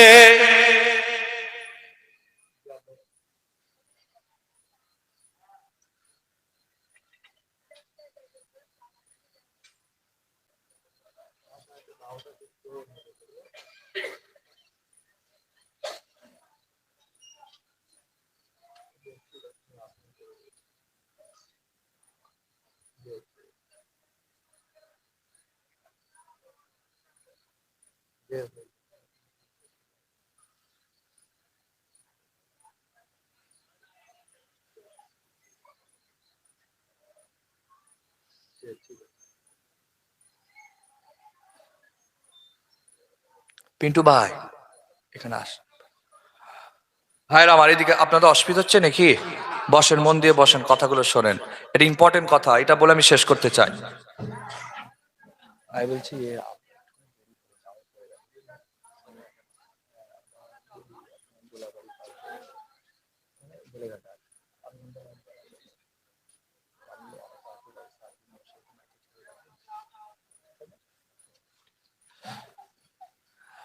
ভাইরা আমার, তো হুজুর চলে গেলেন, গিয়ে দেখছে সমস্ত নবীরা সেখানে দাঁড়িয়ে। আমার রাসূল বললেন জিব্রাইল, সমস্ত নবীরা দাঁড়িয়ে। জিব্রাইল বললেন ইয়া রাসূলুল্লাহ, ইয়া হাবিবাল্লাহ, কোন দিকে তাকাবেন না, আপনি সোজা গিয়ে ইমামতির জায়গায় দাঁড়িয়ে যান। আর একটু জোরে হবে, শেষ সময় আমি নেমে যাব, দিল খুলে হবে সুবহানাল্লাহ। ইয়া রাসূলুল্লাহ, আপনি কোন দিকে তাকাবেন না, কারোর সাথে কথা বলবেন না, সোজা গিয়ে আপনি ইমামতির জায়গায় দাঁড়িয়ে যান। আমার নবী ইমামতির জায়গায় দাঁড়ালেন। আমার নবীর পিছনে আমার নবীর বাবা আদম নবী দাঁড়িয়ে, মুসা নবী দাঁড়িয়ে, ঈসা নবী দাঁড়িয়ে, ইব্রাহিম নবী দাঁড়িয়ে, ইসহাক নবী দাঁড়িয়ে। 1 লক্ষ মতান্তরে 2,24,000 নবী রাসূল পয়গম্বর আমার নবীর পিছনে দাঁড়িয়ে নামাজ আদায় করলেন। আল্লাহ আমার নবীকে সেখানে ইমামুল আম্বিয়া, নবীর ইমাম আল্লাহ বানিয়ে দেয়। হুজুর হচ্ছেন ইমামুল আম্বিয়া, নবীদের ইমাম। বলেন সুবহানাল্লাহ। নামাজ শেষ, হুজুরের সাথে সবাই দেখা করছি। ইয়া রাসূলুল্লাহ, আপনার ধন্যবাদ, মোবারকবাদ। এখান থেকে যদি হজে কেউ যায়, লোকজন দেখা করতে যায় না? যায় না? দেখা করতে যায়, এয়ারপোর্টে তুলতে যায়। কেন? আপনি আল্লাহর ঘরে যাচ্ছেন, নবীর ঘরে যাচ্ছেন, তাকে আমরা শুভেচ্ছা, স্বাগতম, তাকে আমরা ধন্যবাদ জ্ঞাপন করার জন্য আগিয়ে দিই। আর আমার রসুল আল্লাহ দিদারে যাচ্ছেন, নবীরা তাকে আগিয়ে দিচ্ছে। এটা কারারে ভাই, একটু দিল খুলে বলেন না সুবহানাল্লাহ। আমার রসুল আল্লাহ দিদারে যাচ্ছেন, আর সমস্ত নবীরা আমার রসুলকে আগিয়ে দিচ্ছেন। হুজুর বোরাকে চাপলেন, অনেক লম্বা ঘটনা। আজ পর্যন্ত এই বাইতুল মুকাদ্দাস শরীফে হুজুর যেখানে দাঁড়িয়ে ইমামতি করেছেন সেই জায়গাটা এখনো জিন্দা আছে। হুজুরের বোরাক যেখানে বাঁধা ছিল সেটাও জিন্দা আছে। আল্লাহ নবী যে পাথরে পা দিয়ে বোরাকে উঠেছিলেন সেটাও জিন্দা আছে। ইসরায়েল সেটা কন্ট্রোলে রেখেছে। এই জন্য আমার প্যালেস্তাইনের গাজার যুবকেরা যুদ্ধ করছেন, কারণ মসজিদে আকসা মুসলমানদের সম্পত্তি, তারা মুসলমানদের কন্ট্রোলে নিতে চায়। হুজুর চলে গেছেন বোরাক করে, অনেক রাস্তা চলে গেছেন, 7 তাবকা আসমান পার হয়ে চলে গেছেন, গিয়ে সিদরাতুল মুনতাহার কাছাকাছি গেছেন। জিবরাইল বলছেন, হুজুর আমার আর যাওয়া যাবে না। কি হলো? ইয়া রাসূলুল্লাহ, আর যাওয়া যাবে না কেন? হুজুর এর থেকে যদি একটু বাড়ায় আল্লাহ নূরের তাজাল্লিতে আমার সব পাখনা শেষ হয়ে যাবে, হুজুর আমি আর যেতে পারবো না। আল্লাহ রাসূল বললেন, ঠিক আছে জিবরাইল, আমি তাহলে কি করে যাব? জিবরাইল বলছেন, ইয়া রাসূলুল্লাহ, আপনি তো আল্লাহর দিদারে যাচ্ছেন, আল্লাহ পাকে আপনাকে রাস্তা দেখিয়ে নিয়ে চলে যাবেন। বাহন চেঞ্জ হয়ে গেল, রফরাফ বলে একটা বাহন এলো। হুজুর যাচ্ছেন কোথায়? যেখানে কোন নবী যেতে পারেনি, আদম থেকে শুরু করে ঈসা পর্যন্ত কোন নবী যেখানে যাওয়ার ক্ষমতা নয়, সেখানে ক্ষমতা আমার রাসূলের। ঠিক বলছি না ভুল বলছি? সেই হুজুরকে যদি কেউ ছোট করে তাকে তো ধরে ঠেকানোর দরকার। হ্যাঁ, কোনো অমুসলিম বলে আলাদা বিষয়, আমার মুসলমান করে হুজুরকে ছোট করছে। হুজুর চলে যাচ্ছেন 7 তাবকা আসমান পার হয়ে, জমিন পার হয়ে, আল্লাহ পাক হুজুরকে দিয়ে গেলেন আরশে মুআল্লায় নিয়ে গেলেন। কে কাবা কাউসাইনে আদনা, ধনুকে দুটো তীর যত কাছাকাছি হয় তার থেকেও কাছাকাছি আল্লাহ এবং রসুল বসে কথা বলেছিলেন। কথা বললেন, আল্লাহ নবী সমস্ত জান্নাতগুলো ঘুরলেন, জাহান্নামাগুলো ঘুরে দেখলেন। জান্নাত জাহান্নাম দেখে ঘুরে নিয়ে আল্লাহ পাকের পক্ষ থেকে আমাদের জন্য কি নিয়ে এসেছিলেন? কত ওয়াক্তের? 50 ওয়াক্তের। কত ওয়াক্তের? 50। তারপরে মুসা নবীর সাথে দেখা, যদি না হতো কি হতো বলেন তো? আল্লাহই ভালো জানে। এমনি 5 ওয়াক্ত পড়ে নে, তা 50 হলে কি হতো? বলছে নামাজ পড়িয়ে মেরে ফেলবে। হ্যাঁ, বুঝে ফাঁকাই বেরোতে পারতো না। আল্লাহু আকবার। মুসা নবীর সাথে দেখা, ইয়া রাসূলুল্লাহ আপনি যান, আল্লাহকে বলেন, ও পারবে না, আমি দেখে নিয়েছি। হুজুর গেলেন, আল্লাহ কমাচ্ছেন, আবার গেলেন, আবার কমালেন, আবার গেলেন, আবার কমালেন। সর্বশেষে আল্লাহ করলেন 5। আল্লাহ বলছেন, হাবিব আমি দিয়েছি 5, কিন্তু 5 পড়লে 50 ওয়াক্তেরই সওয়াব দান করে দেবো। সংক্ষেপ করছি, প্রোগ্রাম আছে 10টায় টাইম, কিন্তু আমি যেতে পারবো বলে আমার মনে হয় না। আর আমার আব্বা হুজুর পীর কেবলা আসার কথা, আপনাদের এই বেড়া চাপার একটুখানি আগে হুজুর জামে আটকে গেছেন, একটুখানি দেরি হবে, ফোন করলেন আমাকে। তা ততক্ষণ আমি আমার ভাইয়ের মতো মাশাআল্লাহ আপনাদের মসজিদ ইমাম সাহেবকে আমি মাইকটা একটু দিয়ে যাচ্ছি, তিনি কিছু কথা বলবেন। আপনারা, আমি এতক্ষণ কথা বলেছি, কেউ রাগ করলেন নাকি? কেউ কষ্ট পেয়েছেন নাকি? খুশি তো নাকি? আপনারা আমার জন্য দোয়া করবেন। আর ফুরফুরা শরীফ আসলে আসবেন, আমার বাড়িতে আসবেন। আমার বাড়ি হচ্ছে দাদা হুজুর কেবলার মাজার শরীফ পার হয়ে ছোট হুজুর কেবলার মাজার শরীফ, সেইটা পার হয়ে তালতালহাট ব্রিজ, জানেন তো আপনারা? ব্রিজটা থেকে ডান দিকে ঢুকতে হয়, 1 মিনিট একটু হাঁটলেই হয়। সৈয়দ ফুরফুরার প্রতিষ্ঠাতা আওলাদে রাসূল সৈয়দ হোসেন বুখারী রহমাতুল্লাহ মাজার শরীফ, আপনাদের সকলকে দাওয়াত দিচ্ছি, আসবেন। আর হোসেন বুখারী হুজুর ইসালে সওয়াব 11ই ফাল্গুন, কত তারিখ? 11ই ফাল্গুন দাদা হুজুর কেবলা কায়েম করেছেন। এই বছরে জলসাটার বয়স 99 বছর, 99 এই বছরে হবে। আমি দাওয়াত দিচ্ছি, আপনারা চাইলে এই আমার ইউটিউবার ভাইয়েরা এই দাওয়াতটা আপনারা একটু করে পোস্ট করে দেবেন। হ্যাঁ, এই কথাটা আমার রাখেন। ফাল্গুন মাসের 11 তারিখ ফুরফুরার প্রতিষ্ঠাতা সৈয়দ হোসেন বুখারী হুজুর ইসালে সওয়াব, আপনাদের সকলকে দাওয়াত দিলাম, আসবেন, দেখা হবে ইনশাআল্লাহ। সারা রাতের ব্যাপার নয়, মাগরিব থেকে শুরু হবে, রাত্রি 12টা 12:30টার মধ্যে দোয়া হবে। সকলকে দাওয়াত দিলাম, আপনারা আমাকে সালাম দেন, আমি সালাম দিচ্ছি, আসসালামু আলাইকুম। আপনারা কেউ উঠবেন না, বসেন, মজলিসটা ভাঙবেন না। হুজুর আপনাদের কাছে আধা ঘন্টার মধ্যেই চলে আসবেন। দরুদ শরীফ, আল্লাহুম্মা সাল্লি আলা